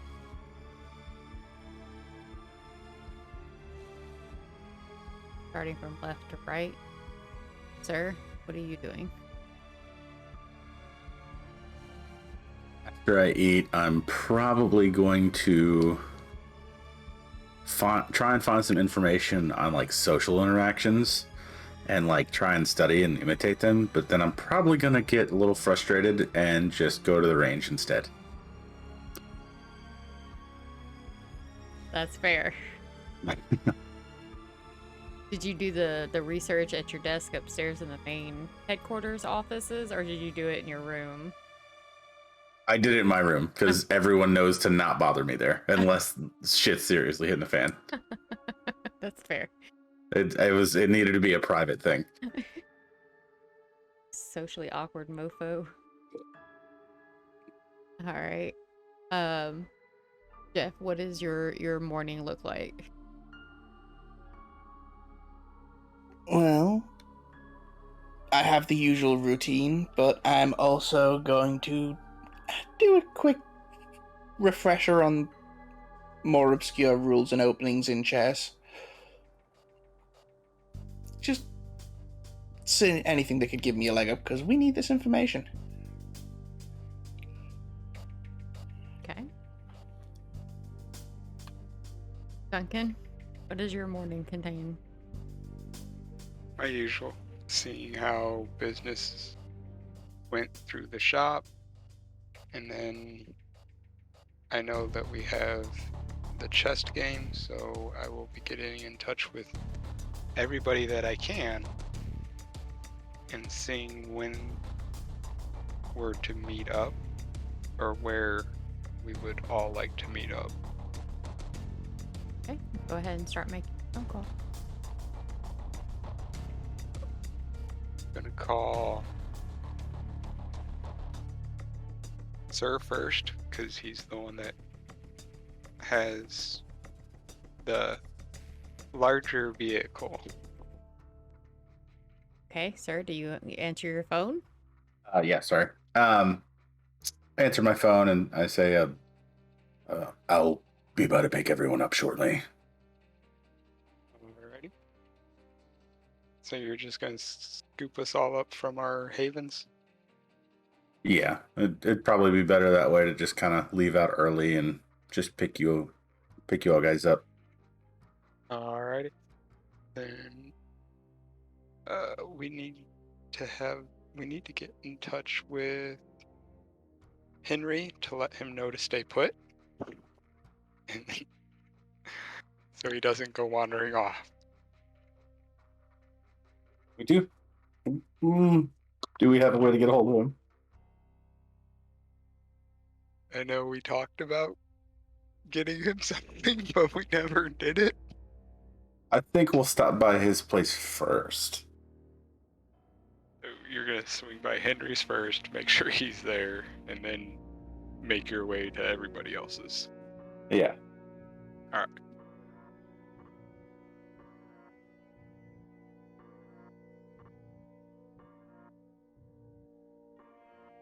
And if after that, I guess I'll call Jeff. Make sure he knows that Sir would be stopping by to pick him up. I will definitely be ready. Alright. Just don't wander too far from your haven. Yeah. Just realized, by the way, that I actually should have done a rouse check for last night. And then I would call Emma to make sure she knows be outside. Because we still don't have the actual apartment number of her. So I don't have to play the game again. And Emma's gonna tell you you could just text when you're here. And also, I need to look at what apartment I'm actually at. I just don't know how to get here. So I'll get that information for you when I walk out my door. Okay. So, sir, you pull up in front of Henry's little building. Ew. I get out of the vehicle and what kind of building is it? It's just a little abandoned red brick 2-story. Used to be like a business building. Standalone, so it's not like right next to another building, but it's just like a small gap between it and another building. If that makes any sense. It's in the old Fountain Square area. Okay, so somewhat dense, but not actually like city dense. Correct. Okay. We I'm gonna reviewed go. that area the other night when we were at Haven locations. Gotcha. Okay, so yeah, I'm gonna walk up and just kind of knock on the door.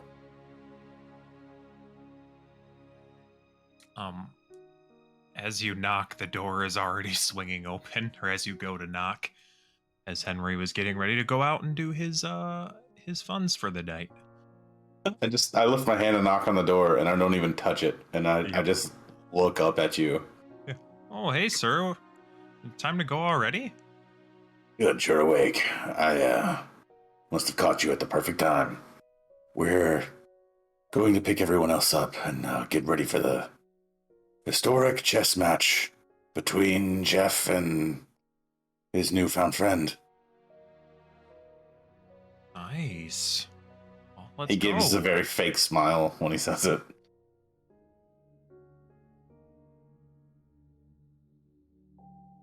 So yeah, I get in the vehicle, unlock the doors for Henry to get in and take off, pick the rest of them up.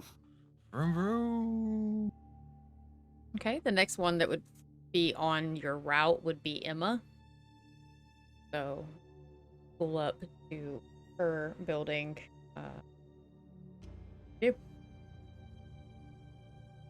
I'm going to, because I had no idea of the interaction with Duncan and Emma before, get out of the vehicle and proceed to look at the buttons and which one to press. And decide, better not. And I'm going to call her.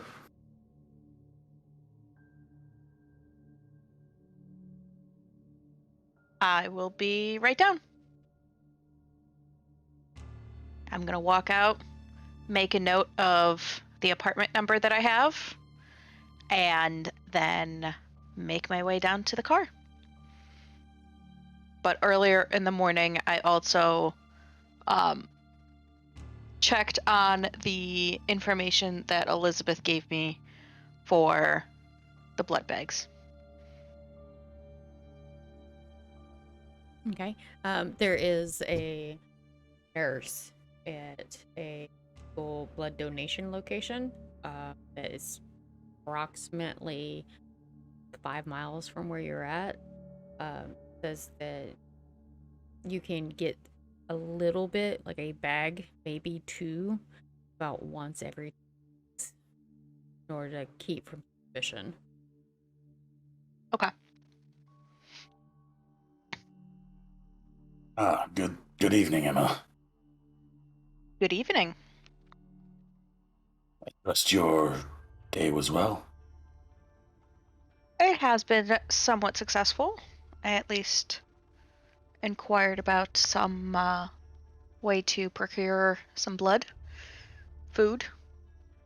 So yeah, we'll need to find more though. You're having troubles procuring food. I just don't want a repeat of, the other night. I see. Well, if you ever require more, feel free to ask. I do keep a private supply myself.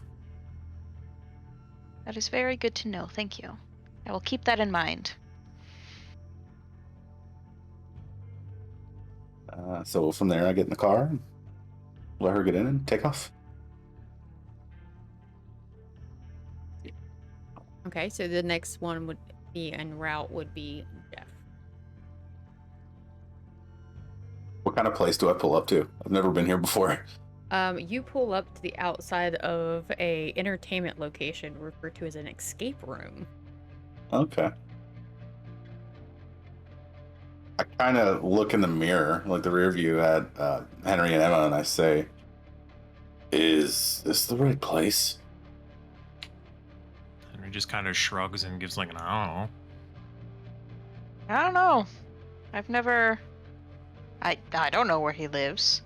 At But, which point I'm probably walking out of the door. Having seen them pull up. I guess we're at the right place. Huh. More you know. I lock the door and let him get in. Yep. And in I get. As you get in, I say, I cannot think of a better place in which you might reside. Oh, trust me, I know. I found this place when I first got here, and I'm definitely keeping it. We'll have Nobody to- suspects a thing. We'll have to have a get-together sometime here. Oh, absolutely. Free of charge. Here you go, Henry. God. There's your games. Good. I like free. I shouldn't laugh, but that's he said, "I'm going to gloss over the game part, and we're just going to talk about that free part." That's more like it. Listen, your boy has not a dollar to his name and rode a damn train that he stowed away on to get here, alright? they don't know that. I know, but out of character, they do now. Okay? You be nice to Henry. Henry really is a big teddy bear, and he deserves all the hugs. He gives good hugs, just be careful or you may go the forever sleep. Oh, no. I mean, aren't we already forever sleeping? That's deep, man. Yeah. Anyway, I pull off. Next one, obviously, is going to be Duncan's location, which is a I've been good here 10-minute plenty of drive. I've been here plenty of time before. I pull up in the back where he always comes out. I'm assuming. I've seen him come out. Yeah. Like, the minute he sees the SUV on the rear surveillance camera, he will come out of the back door, make sure it's all locked up, and wait to see if he's getting in passenger or if he's still playing chauffeur. Definitely, when I pull up, I throw it in the park and I get out as you're coming out of the building. And he will jump in to play chauffeur. And as I get in the passenger seat or wherever is free, I'm gonna hand a business card to Jeff, and I say, We talked about connections last night. This is the number to my second in command. He kind of deals with everything that I can't. His name is Zero. It would do you well to get in contact with him. I'll definitely keep it in mind. Thank you very much. I'll take the card and take a quick glance at the info and then just put it away for safekeeping for later. So what kind of writing is on the card? Does it denote that you're for hire or a military company? This card looks more professional than my card. My card has just got some plain writing on it. It's kind of cryptic. It looks like Times Roman font. But this card, it looks a little bit fancier. It doesn't have Zero's name on it, but it does have our company name on it, which it don't really have a name as of yet, but it's just a PMC, and it's just kind of a general contact info of how to get a hold of the company. Gotcha. Okay. So from there to get back to where Bryce Bence is located. Calling him Bryce. Bence is located. It takes y'all guys about 20-25 minutes to get there. Is it going to be an awkwardly quiet ride, or y'all going to talk amongst yourselves? I mean, I'm still brushing up on more chess moves. I want to win this. So I'm scouring the internet for literally anything I can find. Tutorials, anything I can take in real quick. Glad it's not three-way chess. I'm going to make it my mission that all of our free time riding in these cars, I am going to teach Henry how to use a phone so that we can get him a phone so we can contact him. I feel like I need one of those Nokia bricks. Indestructible. We'll get you one of those jitterbug phones. Alright, I would like you all to look at your character sheet. This game is going to require intelligence and insight roll.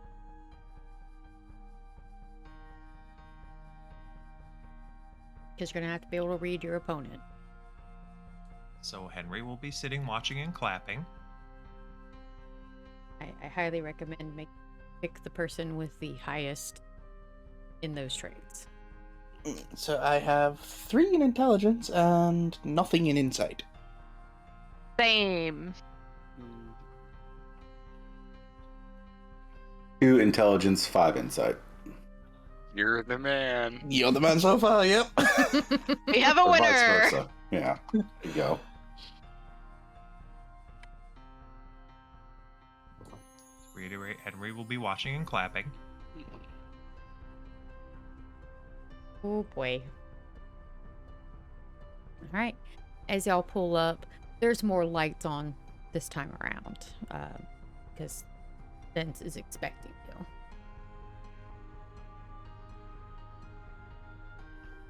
Alright, are we heading in then?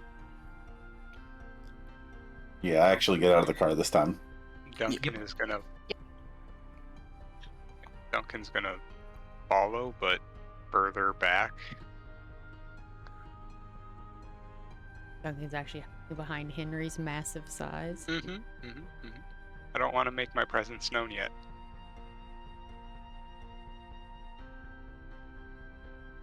Right. Alright, I'm gonna head up and knock on the door.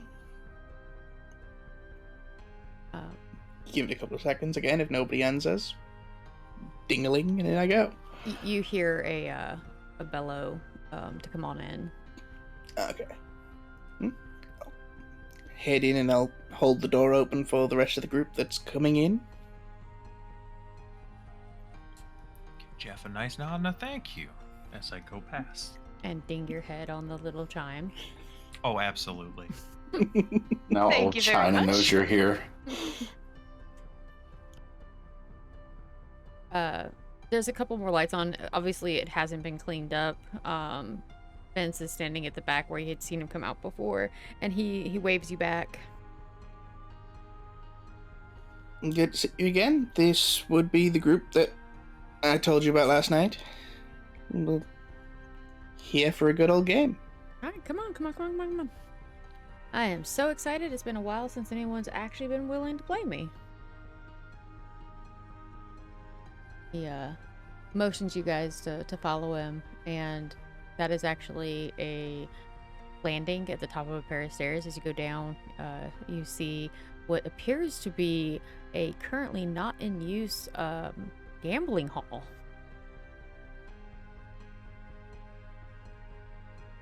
Well, damn, this place was more than a salvage yard back in the day, wasn't it? He giggles a little bit. He's like, "Oh yeah, it used to be illegal to gamble in this state, so yeah." Illegal doesn't mean impossible, though. Exactly. See, you know how. You sure our existence goes beyond illegal? Well, yes. Yeah. But humans and all. I mean, prohibition was a thing. Like, they didn't even like alcohol. Anyway, claps his hands loudly together and rubs them together. I have a perfect spot set up. He has arranged the furniture in the middle of this huge hall to where there is a table with a light directly above it, like you would interrogate somebody. So you can fully see every angle of this board, and it is a very well polished and loved older chessboard. Full wooden pieces, looks like they were hand carved long time ago.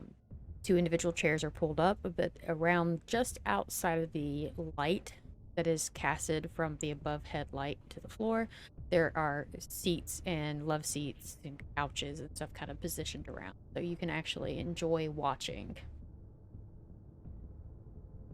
And he addresses you, Jeff, and goes, "So, is it you that I'm playing tonight?" As much as I would love to join you for the game, I need this information, and I'm pretty sure Sarah over here is probably a better gamer than I am.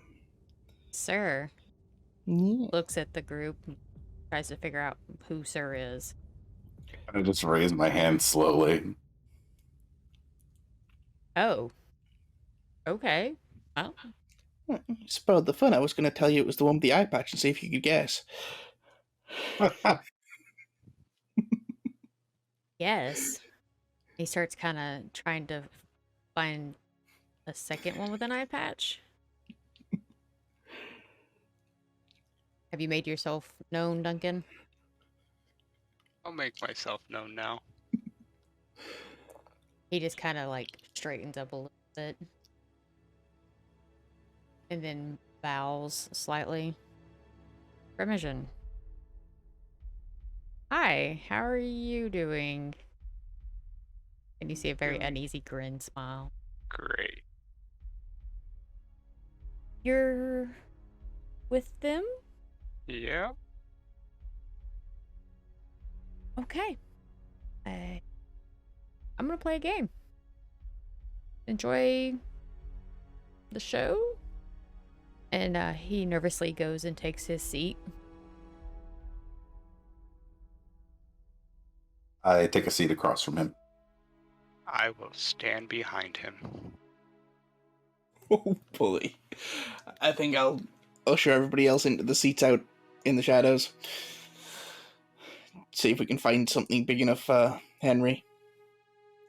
There is like several like love seats, which are like couches, but they're for basically 2 people. One of those should function as a chair for him. Yo. This is the comfiest thing I've ever touched. If you sit down on it, it will definitely poof some dust up, but all in all, it is well loved and well used furniture that is still in good repair. Best believe I'm plopping my cheeks down on that seat. You don't end up with a spring in a butt cheek. Would Henry even notice? I say maybe that's what I like. You don't know. Oh, let's get this party started. As you guys get comfortable, looks at you, sir. First. Yes.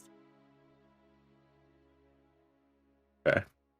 I contemplate for a second and move my first piece. Okay. And he quickly, no hesitation, as soon as you move, he moves. This current point in the game, you're just kind of moving pawns out of the way so bigger pieces have access to them. Okay. I move another pawn. He moves another pawn as well. And I basically am going to create a zigzag pattern with my pawns. Okay. And he just moves 3 on the left and then 1 on the right, far right. Okay. I start to move my bigger pieces, but only on one side of the board. At this point, we're going to do 3 rounds of dice rolls, because this can be dragged on for a while, and it will be summarized that it drags on for a while, but these 3 sets of dice rolls will dictate how the game plays out, seeing as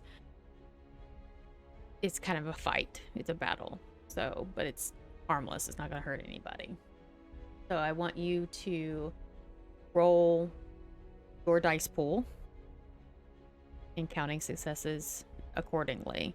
We're looking for successes are going to be scored from 4 and up. Any one you get will negate one of your successes. Okay. What are my pools? What am I rolling? You're going to do your intelligence and insight. Cool. You want me to go ahead and roll all 3? No, roll 1, and then I will roll 1 of mine.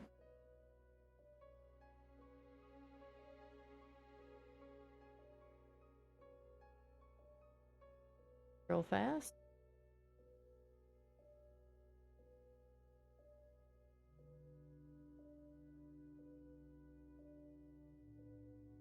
I'm going to roll dice as well, or you guys can get in rolled 1.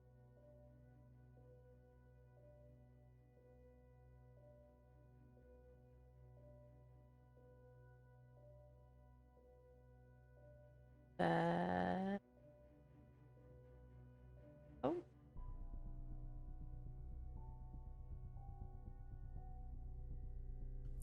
There we go. I think that worked. Oh, no, there it is. Just took time. Okay, so is that 2 of your rolls, or is that just 1 of them? Is I'm that not 5 successes given the rules? Yes, You said anything 4 and above was a success, yeah? correct. Alistair, why am I not seeing your particular dice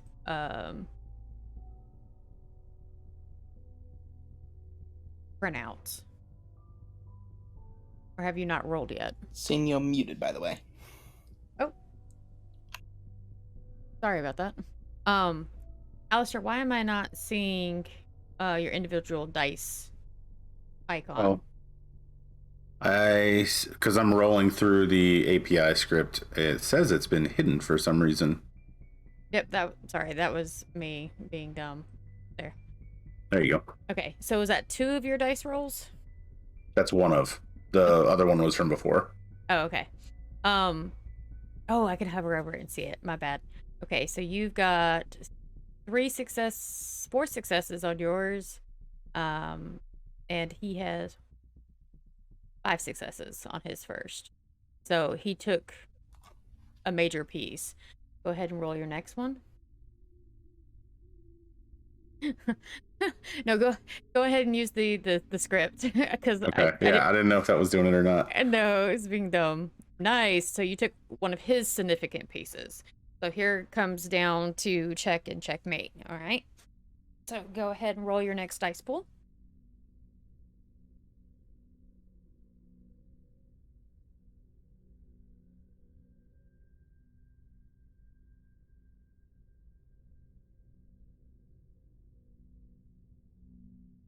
All right, you got him. You take his queen and checkmate his king. Yeah. With a slight pout, he goes, "Damn, you're pretty good." I'm gonna give the little golf clap in the back. Hold up the knight piece and just kind of wiggle it in front of him so that he sees it. And I say to him, I kind of have had a lot of experience. I would say so. Not too bad. Very unexpected out of a Bruja. I set the knight piece down and I say, thank you. Jeff, I believe you're up.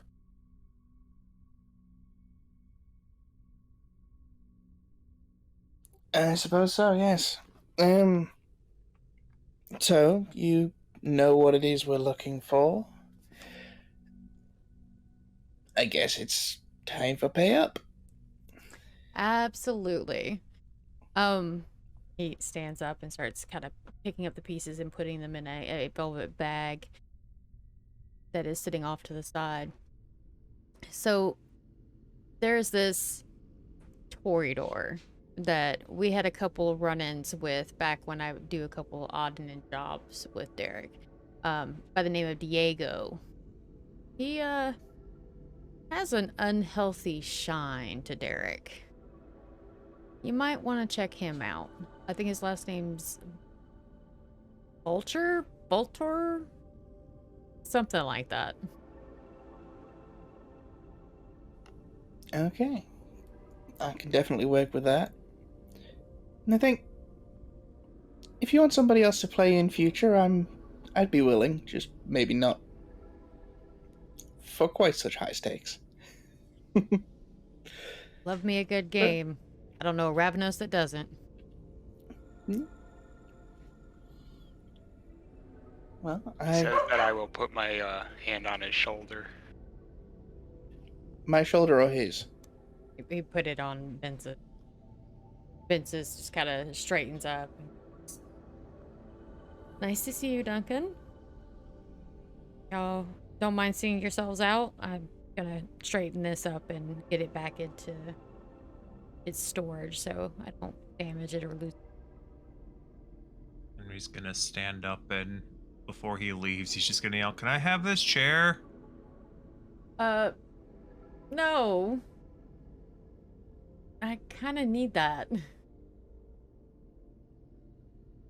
Don't worry, Henry. We can get you your own couch. I want this chair, though. We can get you one just like it. Fine.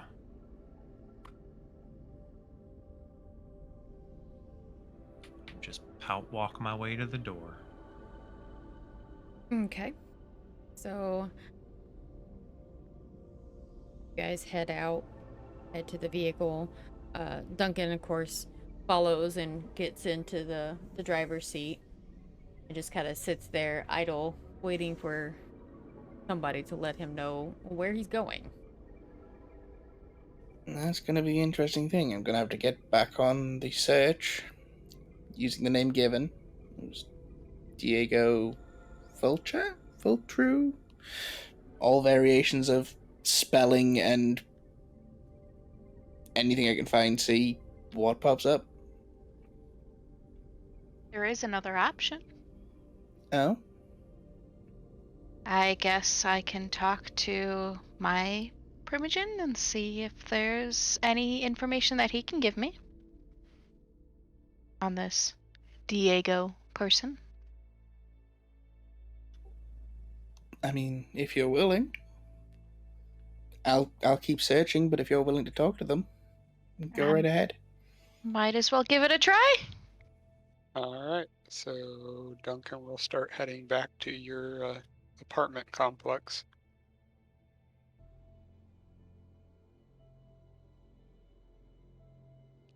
Duncan, do you remember what number you pressed when you got in contact with him? All of the buttons. 2 floors up it is. I guess I'm going on a search.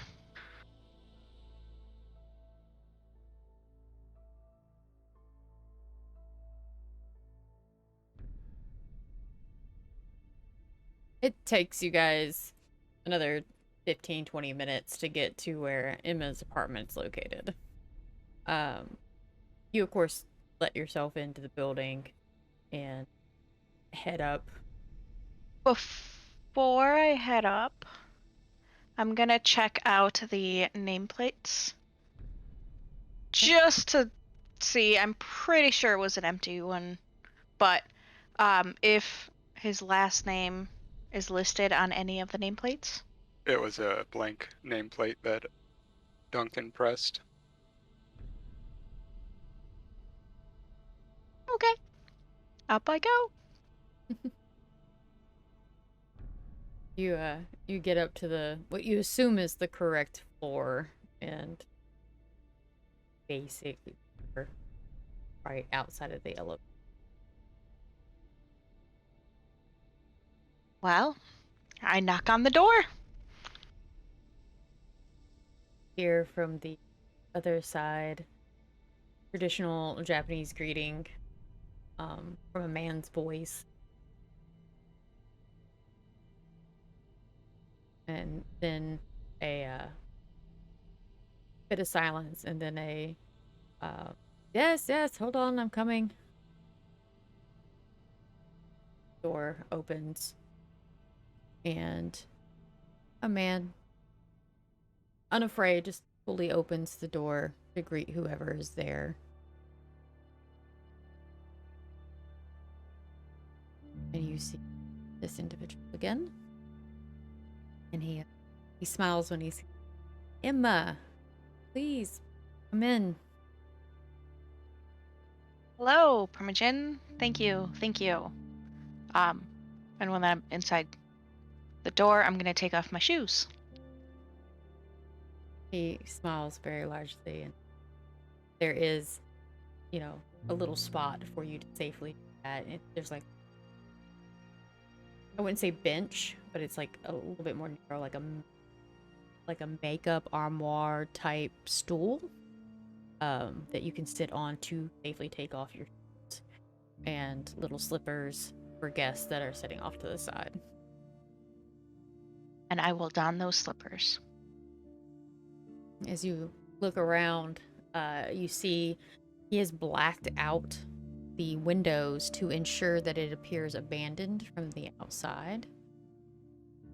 And throughout this very open floor plan loft, much like your own, he has hung various scrolls and ink work, some in very traditional style, but more often than not, you actually see watercolor depictions of various floral patterns, paintings of flowers,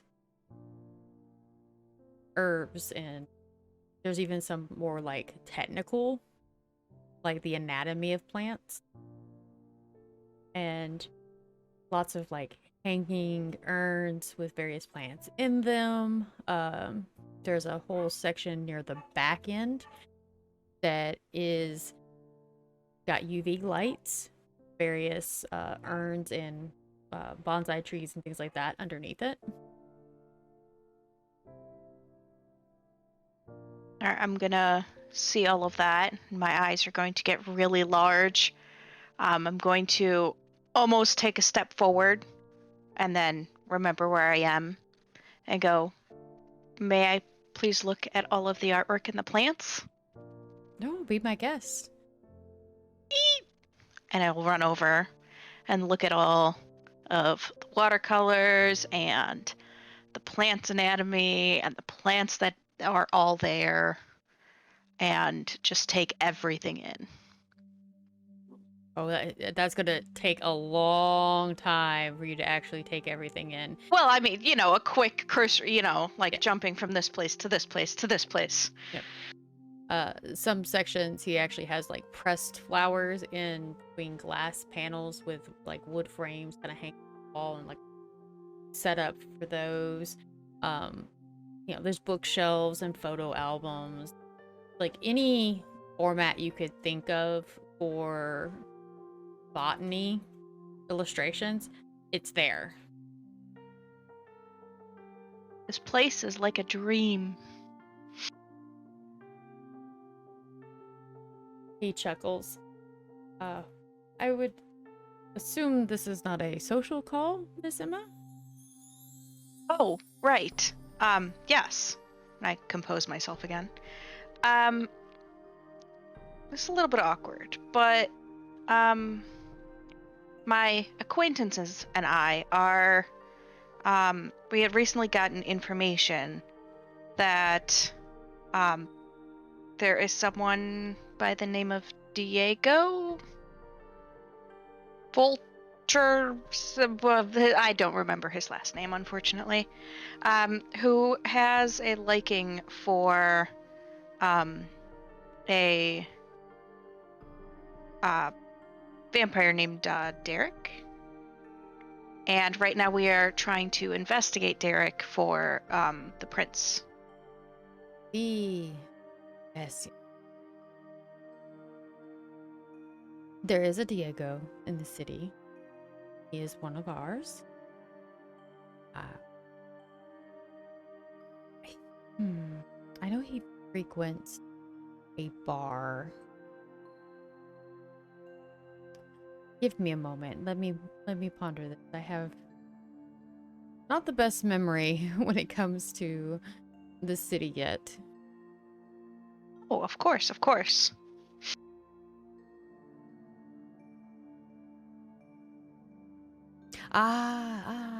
Yes. It's a hookah bar and lounge that he tends to hang out at. Something called Ambrosia. Yes, that is the one.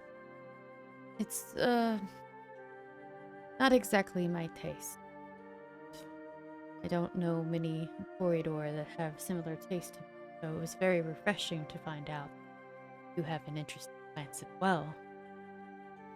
Oh, so very much. I could talk about plants, well, quite honestly, forever. It is one of my true passions. And I hope that we can talk at length about all of the plants, and I can maybe share with you some of my ideas for breeding different night plants and all of that. But I'm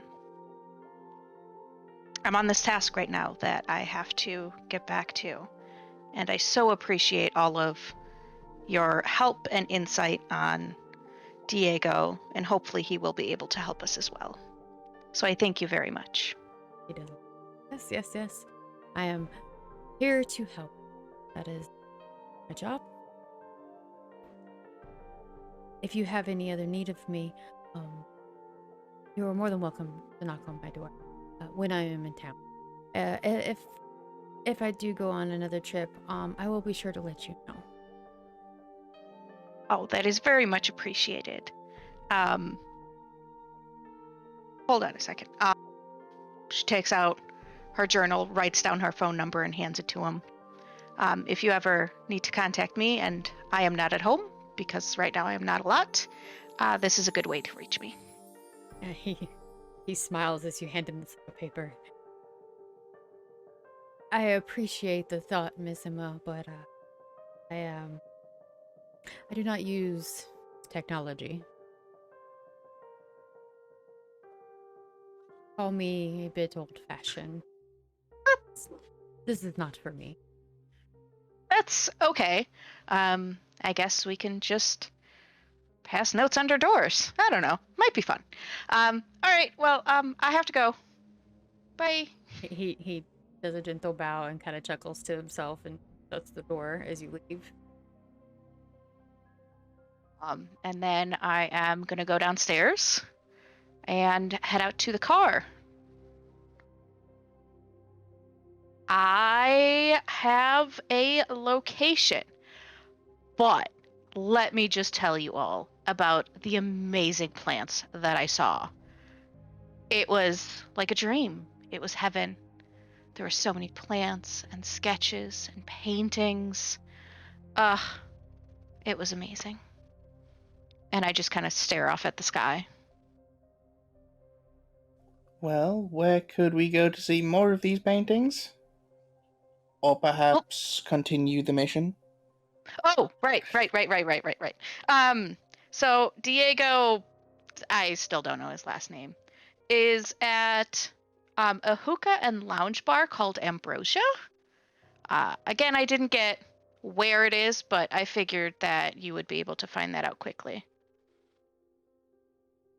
Sure already has it pulled up on GPS. Well, you beat me to it. Okay. So I just jump in. Zippy. So we're making our way to Ambrosia. And the entire way, I do not stop talking about plants. This is why I have headphones. So you guys are currently down this way in downtown Nashville. You're going to take and head up way, the northern end.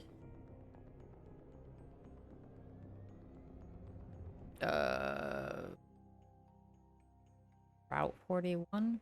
So y'all actually end up passing by where y'all had the chess match.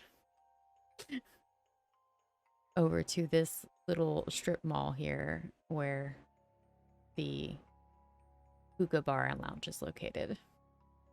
All right.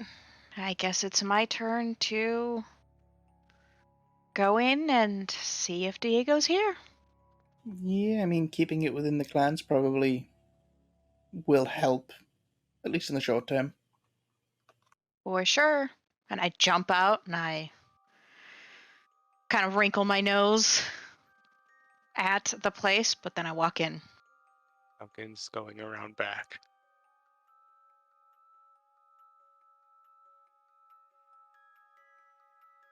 I'm seeing if it has open Wi-Fi. It absolutely does. I think Henry's just gonna hop out of the car and stand up against it, looking at the door. To I the will. hookah bar, not the car. I'll actually join Emma on this one. So with Henry leaning on the car, I'm probably hurting my back trying to stay sat upright. He is a tufty boy, but I'm pretty sure the armored vehicle makes it a little hard for them to move it. I just imagine it's just sideways and Jeff is just in there like, Yeah, I know what some cars are like when I get into them. And I'm a big boy, but I'm not Henry big. I mean, in perspective, I'm only 280 pounds, so... Oh, so I am Henry big. Gotcha.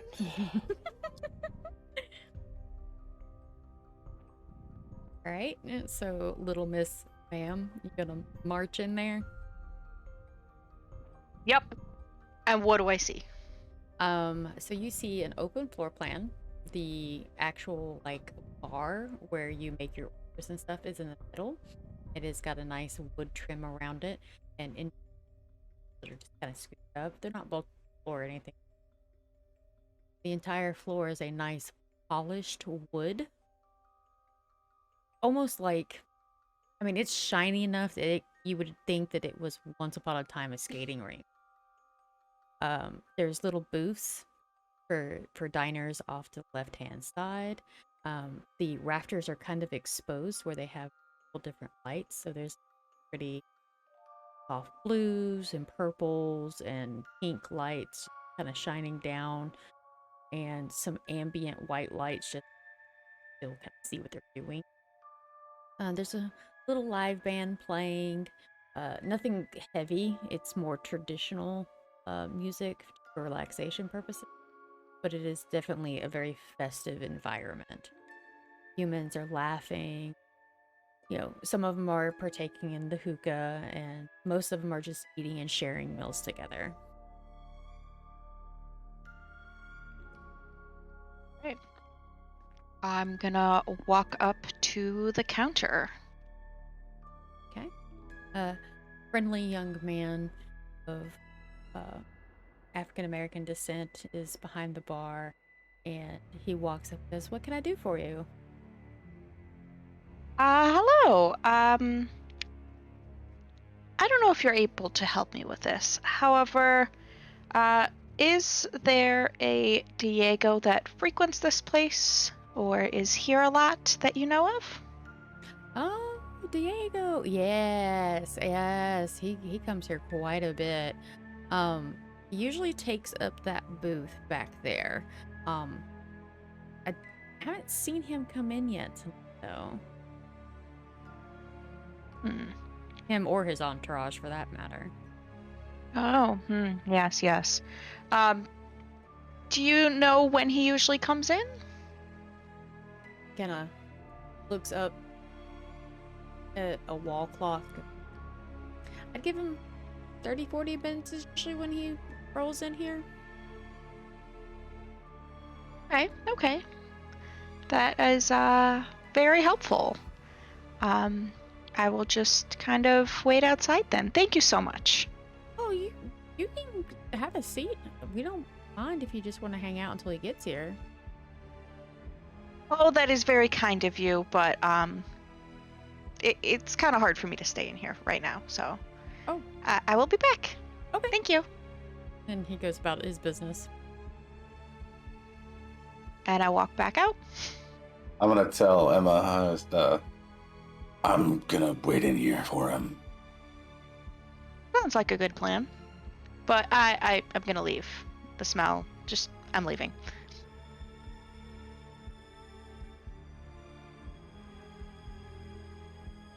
And then I will go up to Henry and kind of peek into the car at Jeff as well.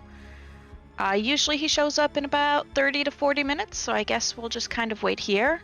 And apparently he has an entourage, so should be able to pick him up quite easily. Okay, so watch for the large group showing up. Sounds about right. I guess if you're into that kind of thing. Prefer the company of plants. Burning plants. I hadn't noticed. Oh, really? Would you like me to tell you about some more plants? As she says that, Henry's gonna walk in to go find Sir.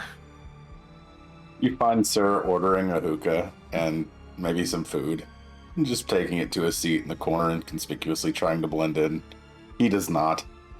Well, I'm gonna sit down with Sir and just kind of give him a weird look, like, what the fuck are you doing?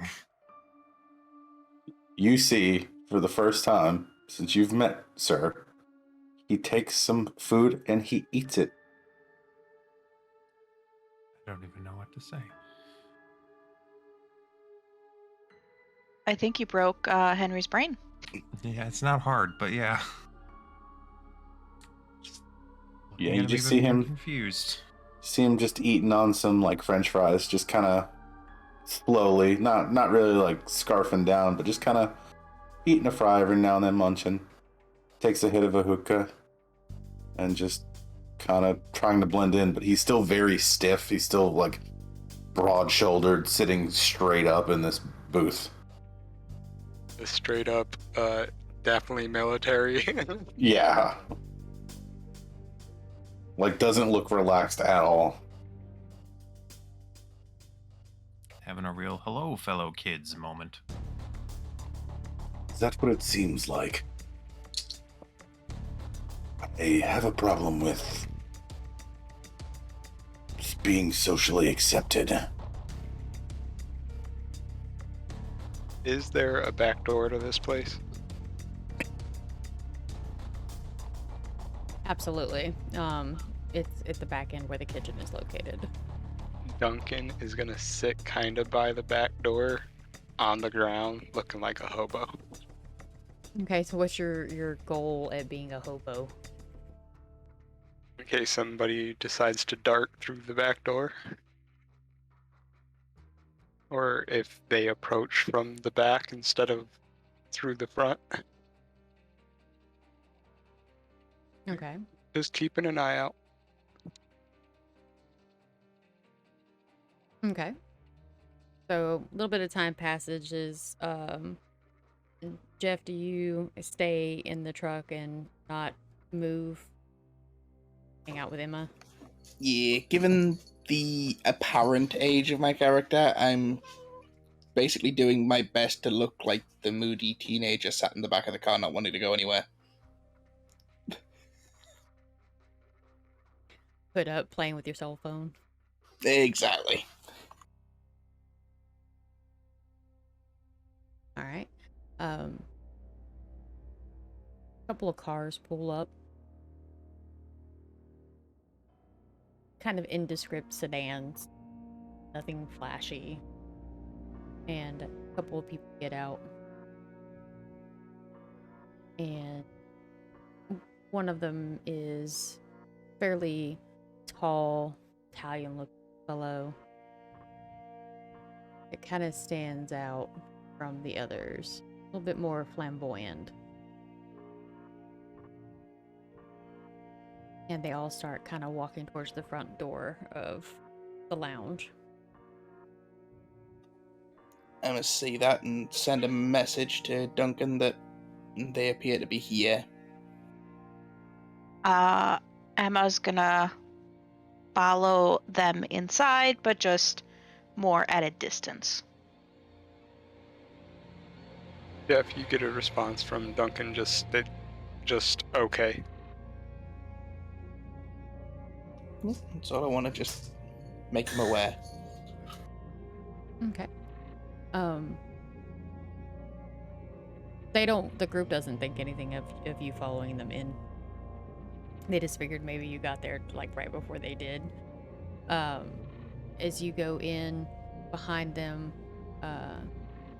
you see them basically beeline it to the booth that they typically go to, that the attendant had told you about, and they sit down, just carrying a very normal conversation. You spot Sir and Henry sitting in a booth close by.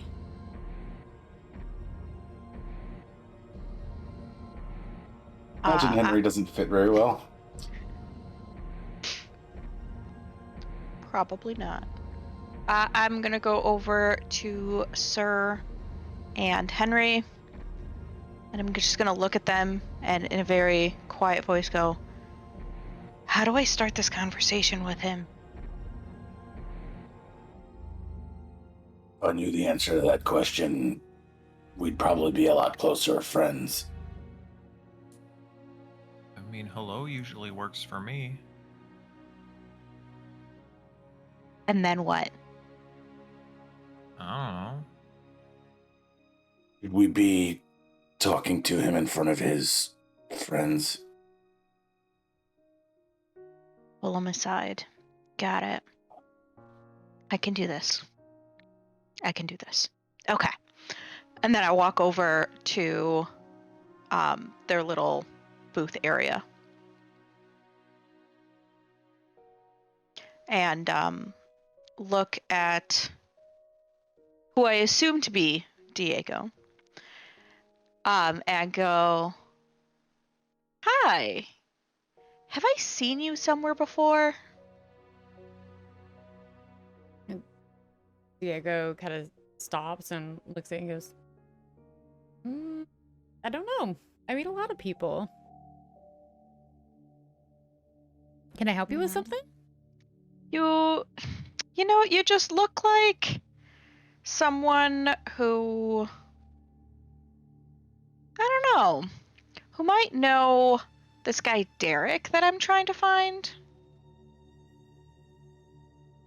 Oh, you're looking for the little Lily, huh? What for?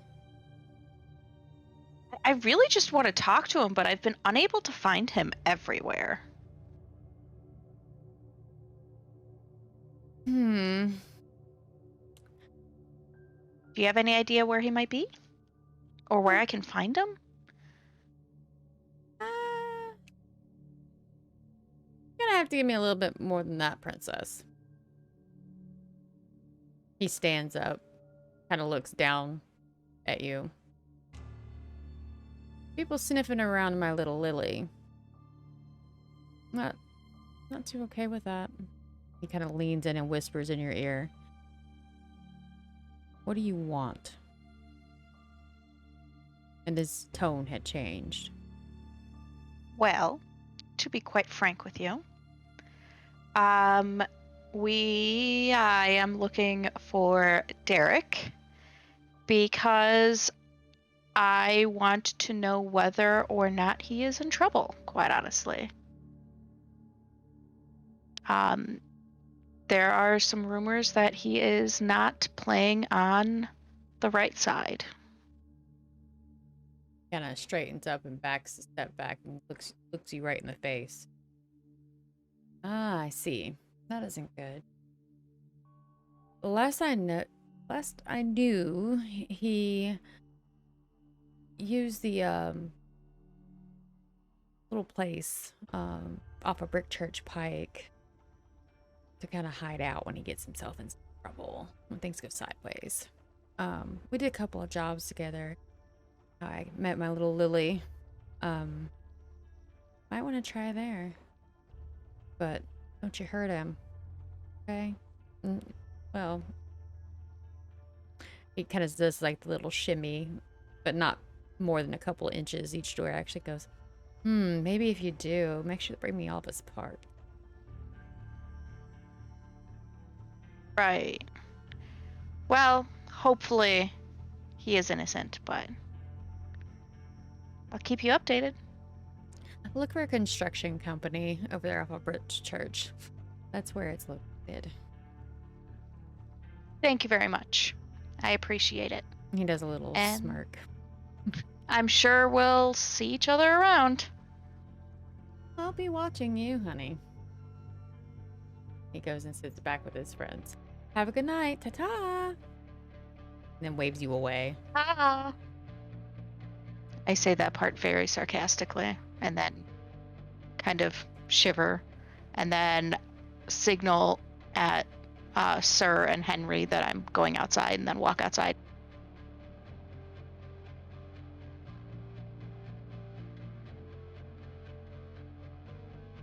Henry's gonna get up and start leaving on his way out, look over and say, "Thanks, Diego," with a wave.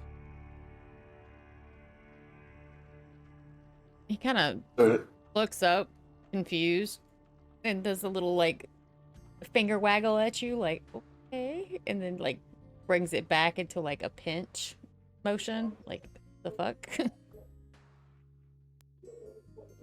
Sir thinks to himself, okay, that's where this is going. I should do this too. And he gets up and he just kind of like stiffly walks in front and stops at their table, looks over at Diego and says, "Thanks, Diego." And then just keeps walking. His eyes narrow and his head turns to the right slightly and goes, "What the fuck is going on? People, I swear." Goes back to talking to his friends and they all start kind of giggling. Emma is going to have an exasperated sigh and under her breath go, "I didn't know I could find people that are more socially awkward than I am."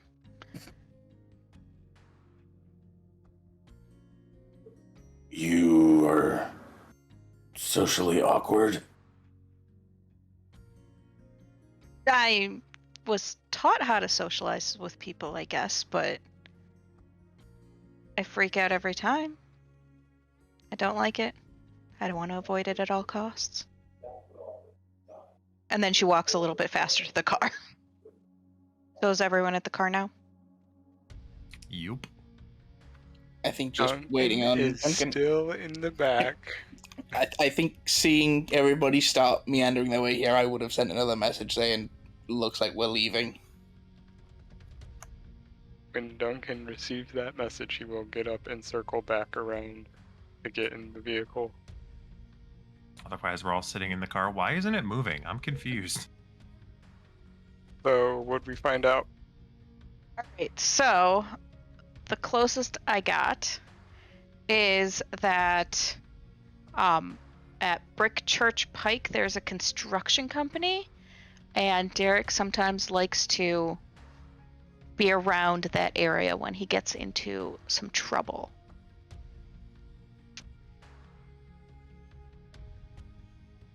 It's his little bunker for when it hits the fan. Yeah, I didn't get an exact location, but kind of around that area. So, if somebody could do their findy magic, that'd be great. Let me see what I can do, and I'll start looking up construction companies with addresses on that avenue.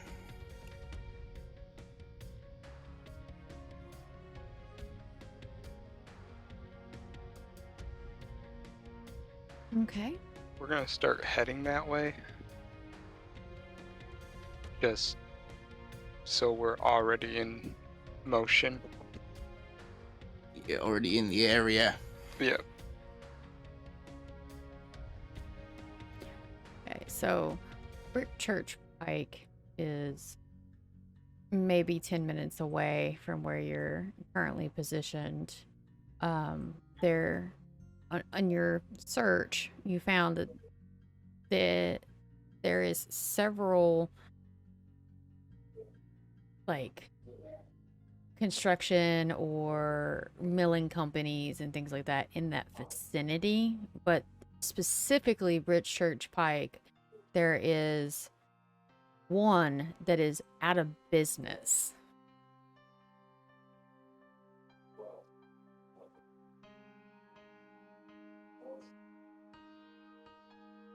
Well, I think that's the one we should go to.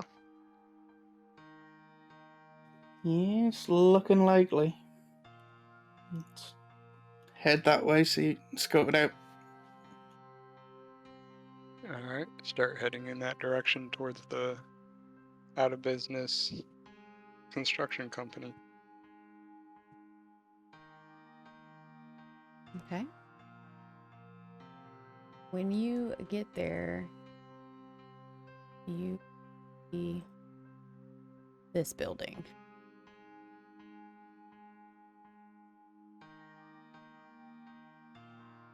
Much like it is in the image, but obviously at night. Parking lot's empty, no lights are on.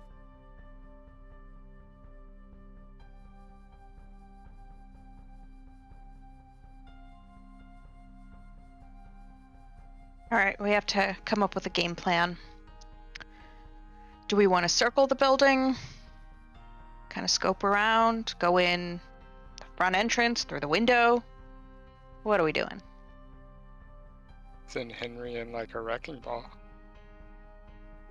I think one thing I'd be doing, given the distance from just about anywhere else, given how remote this one seems to be, is I'd be, again, looking for open Wi-Fi networks.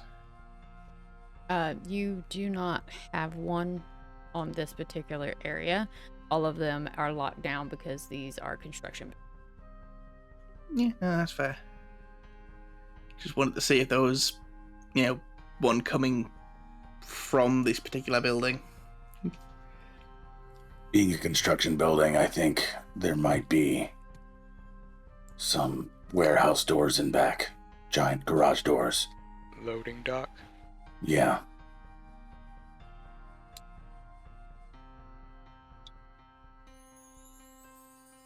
I guess the big question is, do we want to group up or do we want to cover multiple potential escape routes and kind of do a two-prong?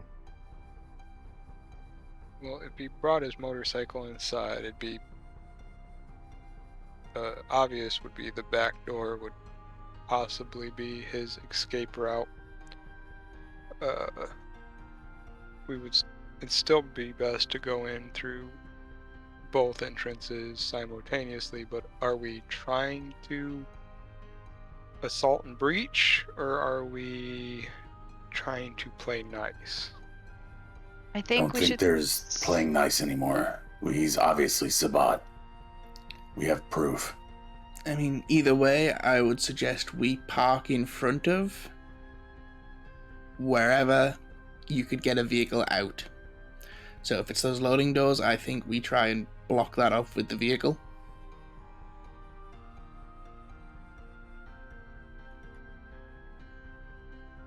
I like that plan.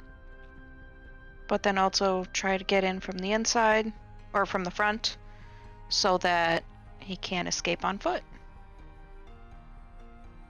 Yeah. So drop 2 up front and then circle the truck to the back to block the doors. While If this we is can, going. yeah.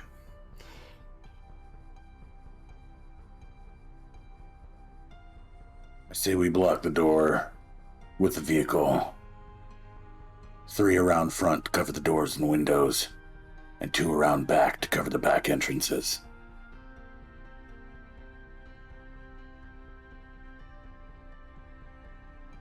Sounds like a plan. Works for me. Just tell me where you want me. Big Henry. guy up front. Yeah, Henry, Jeff, and Emma, you should probably take the front. Duncan and I can circle around back and make sure nobody escapes. All right. Sounds good. Alright, so we'll drop Henry, Jeff, and Emma out front and then pull the SUV around the back.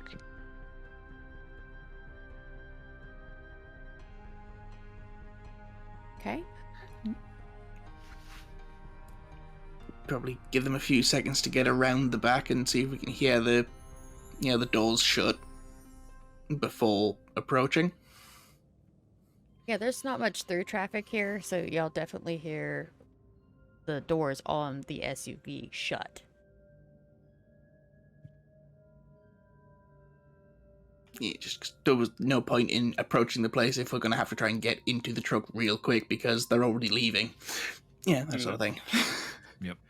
But once we hear that, I'm going to make my way up to the door and try it quietly first, see if it'll open. It doesn't budge. Okay. Henry, you mind doing your thing? Oh, I get to open a door? Yeah. I mean, I can. I guess I'm gonna grab the door and try and open it a little less gently. Right. As you start to apply pressure, you start hearing the glass crack.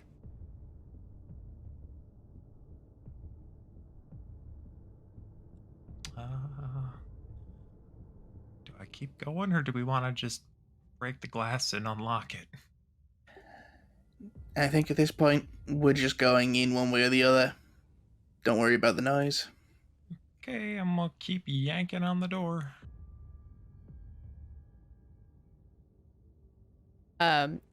You apply even more pressure, and the glass just kind of shatters into position, and you hear the metal just break free from the lock and the frame. The glass does not like fall out of position, but it definitely is spiderweb all the way through it.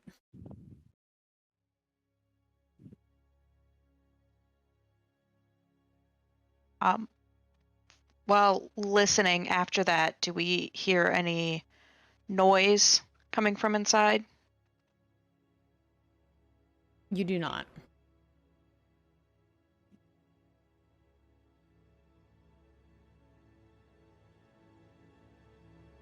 Okay, then.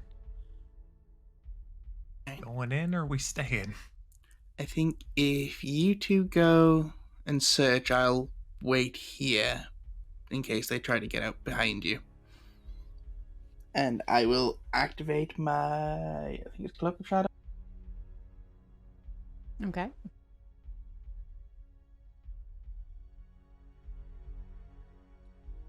Yes, I- cloak of shadows so that I'm not visible as long as I don't move. Also, try and keep an eye out on the surrounding buildings, just in case we have the wrong place. Sounds good. After you, Henry. And I'm going to go in and kind of awkwardly still try and hold the door open for you. Oh my. I'll walk in after you and kind of look around. Okay. As you enter into the front of the building, it looks like this place is shut down, but not like terribly long ago. It is very much the storefront for or an office building for a construction company, like just kind of where their secretaries and files and accounting account information be held. Not much in the way of like a storehouse, just more of a meeting point. And there's an empty old metal filing cabinet. Of course, a secretary counter and desk area. Some old papers, like broken down boxes, like they just left the extra boxes when they were packing up. Nothing too discernible in the front room. All right, how many doors are connected to this room? You see a hallway down on the right hand wall. There is a single open archway behind where the secretary situated, but that looks more like a break room or like where you would have like a refrigerator and coffee machine and stuff. All right. I point Henry towards the hallway, and I'm gonna peek into the little area that is the coffee machine break room area. See if I can see anything there. When you poke your head in, it's a lot darker in there because it's an interior room, no windows to help let moonlight in. But you do get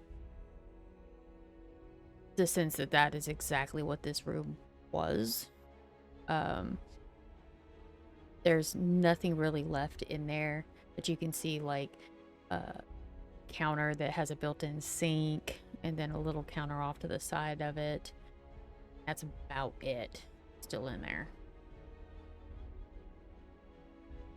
All right, so I will then follow Henry down the hallway.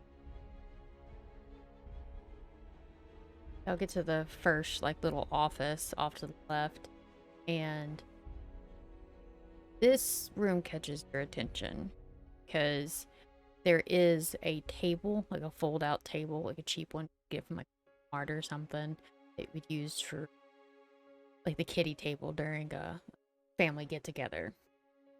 And there's a few papers on it, and a dust ring, a spot that is clean, that looks like it'd be big enough for like a Coleman's lantern, maybe. There's some documents and a pencil and an ink pen, newspapers, just sitting on this table, and a chair, a little fold-out metal chair. I'm gonna go over and see if I can read anything on the documents. A couple of them seem like transactions, like literally like bank statements almost, but handwritten ledgers type. And one of them catches your eye because it's a list of names, and a few of them are marked out, but there's quite a bit of names on this list. And you recognize a few of them. All right, well, I'm definitely gonna take that. and then look around to see if there's anything else that kind of catches my eye that might be out of the ordinary other than this document. I'm actually going to take probably kind of all the documents that are scattered right there. Okay. I'm gonna take the time to kind of like gather them up neatly. Yeah, as neat as I can. You know, not super long, but kind of shove them in a pile and, tap them on the table type of thing. Okay. There's nothing else noteworthy in that room. It looks like it was just used for that sheer purpose, like organizing thoughts or jotting information down. That seems to be about it.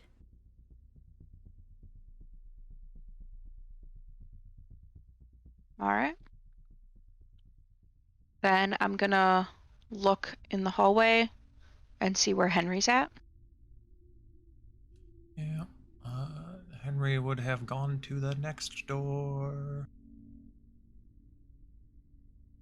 Okay, next door, room looks very similar to the one that Emma was just in, but literally nothing there other than a simple blanket that has been pinned up to the window to block out any light, and a roll of duct tape that is mostly empty.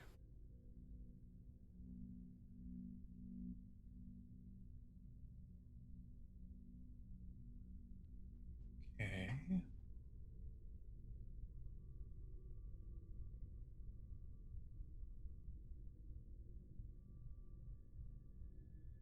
Interesting.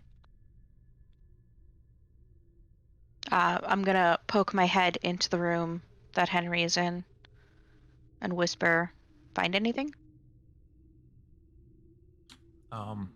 Just signs that he's been here at some point, but not necessarily that he's here now. How about you? Just some documents that we're definitely gonna take with us. Okay. So let's keep moving on, and hopefully we can get to the back and let the others in. All right. Okay, as you move towards the back, there is another door there, but it's ajar. It's not fully closed. And it opens up to like a storeroom where the rolling door is located that you know that the guys are on the other side of. I'm gonna nod at Henry and kind of like nudge my head towards those doors as like go open them. And I'm going to look around the storeroom. Okay. So you look around the storeroom, and really the only thing that you denote is that this particular room is not tiled. It is raw concrete that has been kind of buffed. There's some oil stains, a couple of other weird stains. You're not really sure what it is. Lots of holes in the wall, like there used to be stuff mounted to it, and holes in the floor, like machines used along the outer walls.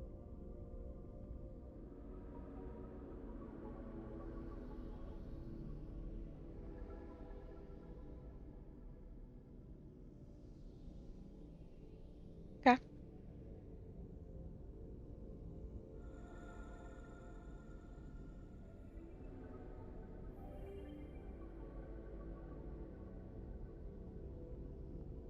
Henry, you're gonna open the doors? Yeah. Does there appear to be any kind of button or mechanism for the doors? Just a chain that you can pull on that will help roll it up or roll it down. Alright, so let's pull that chain and get them doors open enough that our boys can squeak in, but not all the way open. And as I'm pulling it open, I'm gonna yell out to Sir and Duncan that we haven't seen him in here, but we've seen signs that he's been here at some point.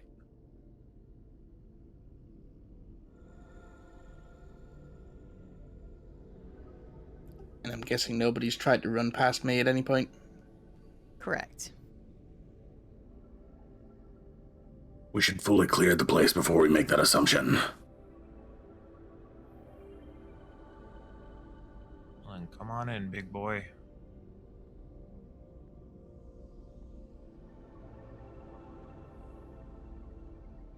I did manage to find some documents that have names on them, and it's definitely something that we need to take a look into some more.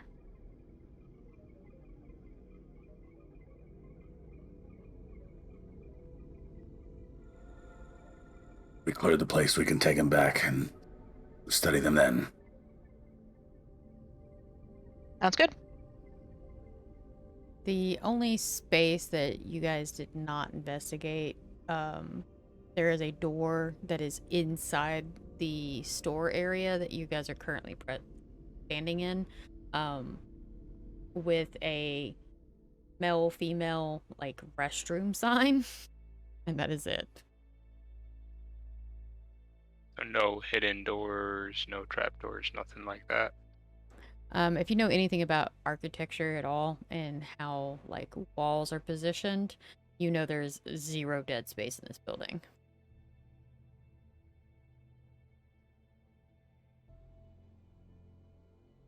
Guess it's time to check that bathroom.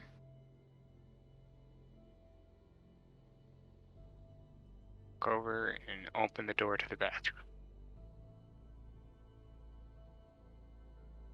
What do I see? You see a toilet, a handicapped rail on the side of it, a toilet paper holder, lots of stains, cobwebs, and a very dirty sink. He's in here! I don't think so. I walk up. Are you calling him a dirty sink? Saying he's the toilet. Pile of You- shit.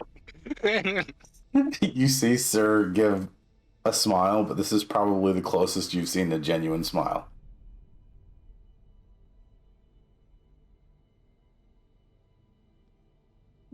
As that's going on, I'm going to make my way to the front of the building to Jeff to let him know that he is not in the building and to ask if he has seen anything. You get out there, but you don't see Jeff anywhere.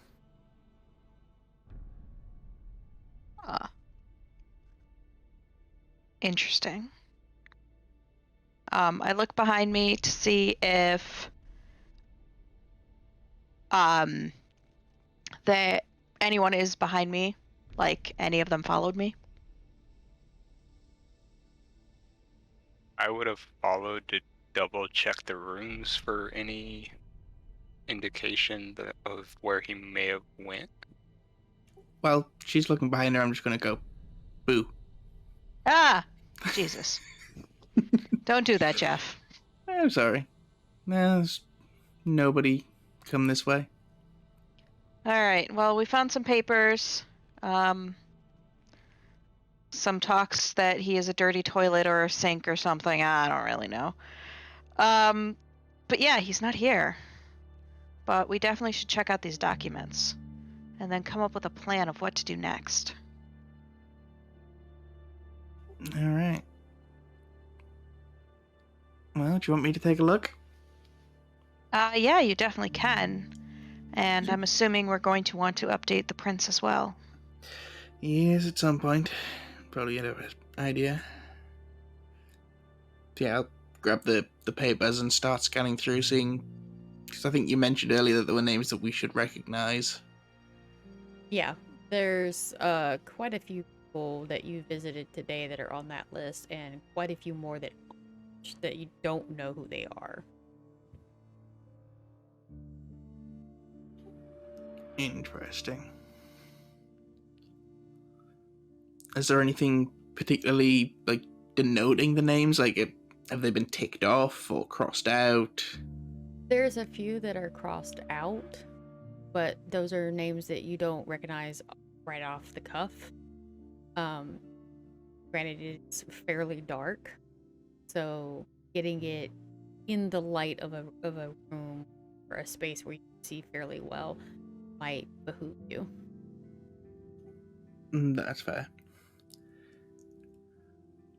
This is very much handwritten and scribbled out, so it might just be a matter of the handwriting kind of being able to tell what's being written there. Yeah, that's fair.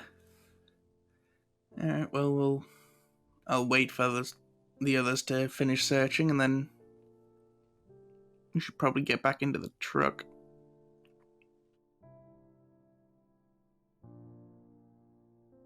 While we're waiting for them, I'm just going to take a look around the building, listen for anything, as I kind of make my way back to the truck outside the building.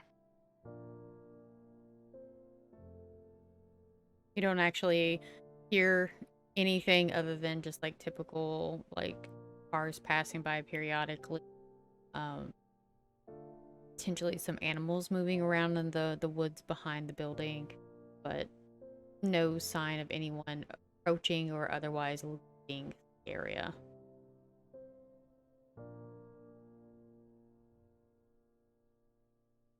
I'm gonna walk back to the car, and once I get back in, I'm gonna call Zero and see if he can't get some kind of stakeout happening.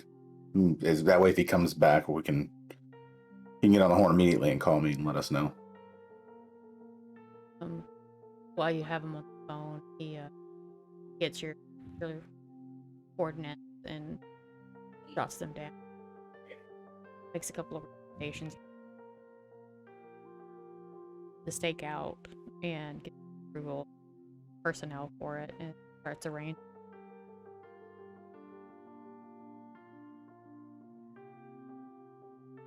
I thank him and then hang up.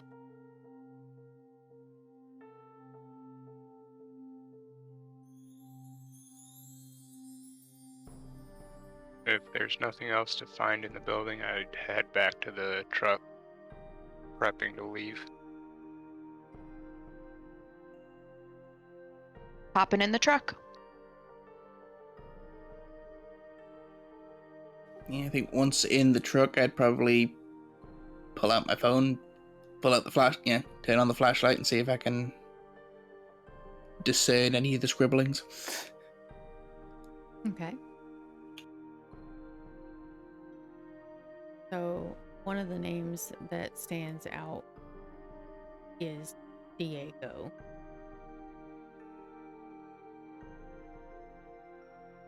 Is that one of the crossed out names, or? No, but Okay. the name is on the list. So, Okay. you know, at this current point, it is, at least some of them are Kindred.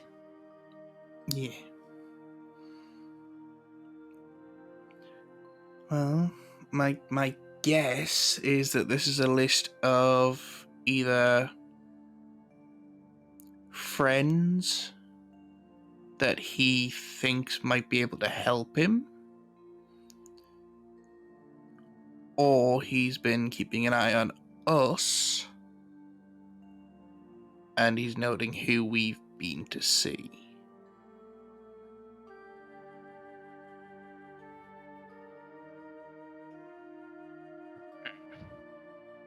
Either way, we should probably get this list back to the prince and see if they recognize any of the names that we don't. You would have to have too keen an eye on us to know that we just met up with Diego. Well, we don't know who is and who isn't helping him. It could very well have been that Diego themselves told them. I wouldn't wonder if this isn't a list of people that are loose ends to him that could, I don't know, lead us to him. Or possibly be turned Sabat. That's a better conclusion. Recruiting. Those that are crossed out are to Camarilla. Those who are not could possibly sway. Or Are there those who any are crossed names? out have already been swayed. That's a possibility as well. In either case, are there any high-end names on there? Any names of people in power? You don't recognize any of them being Primogen. Because you've at least heard the Primogen names during the big city meetings that the prince likes to hold where all the clans are present, including lesser members of each clan.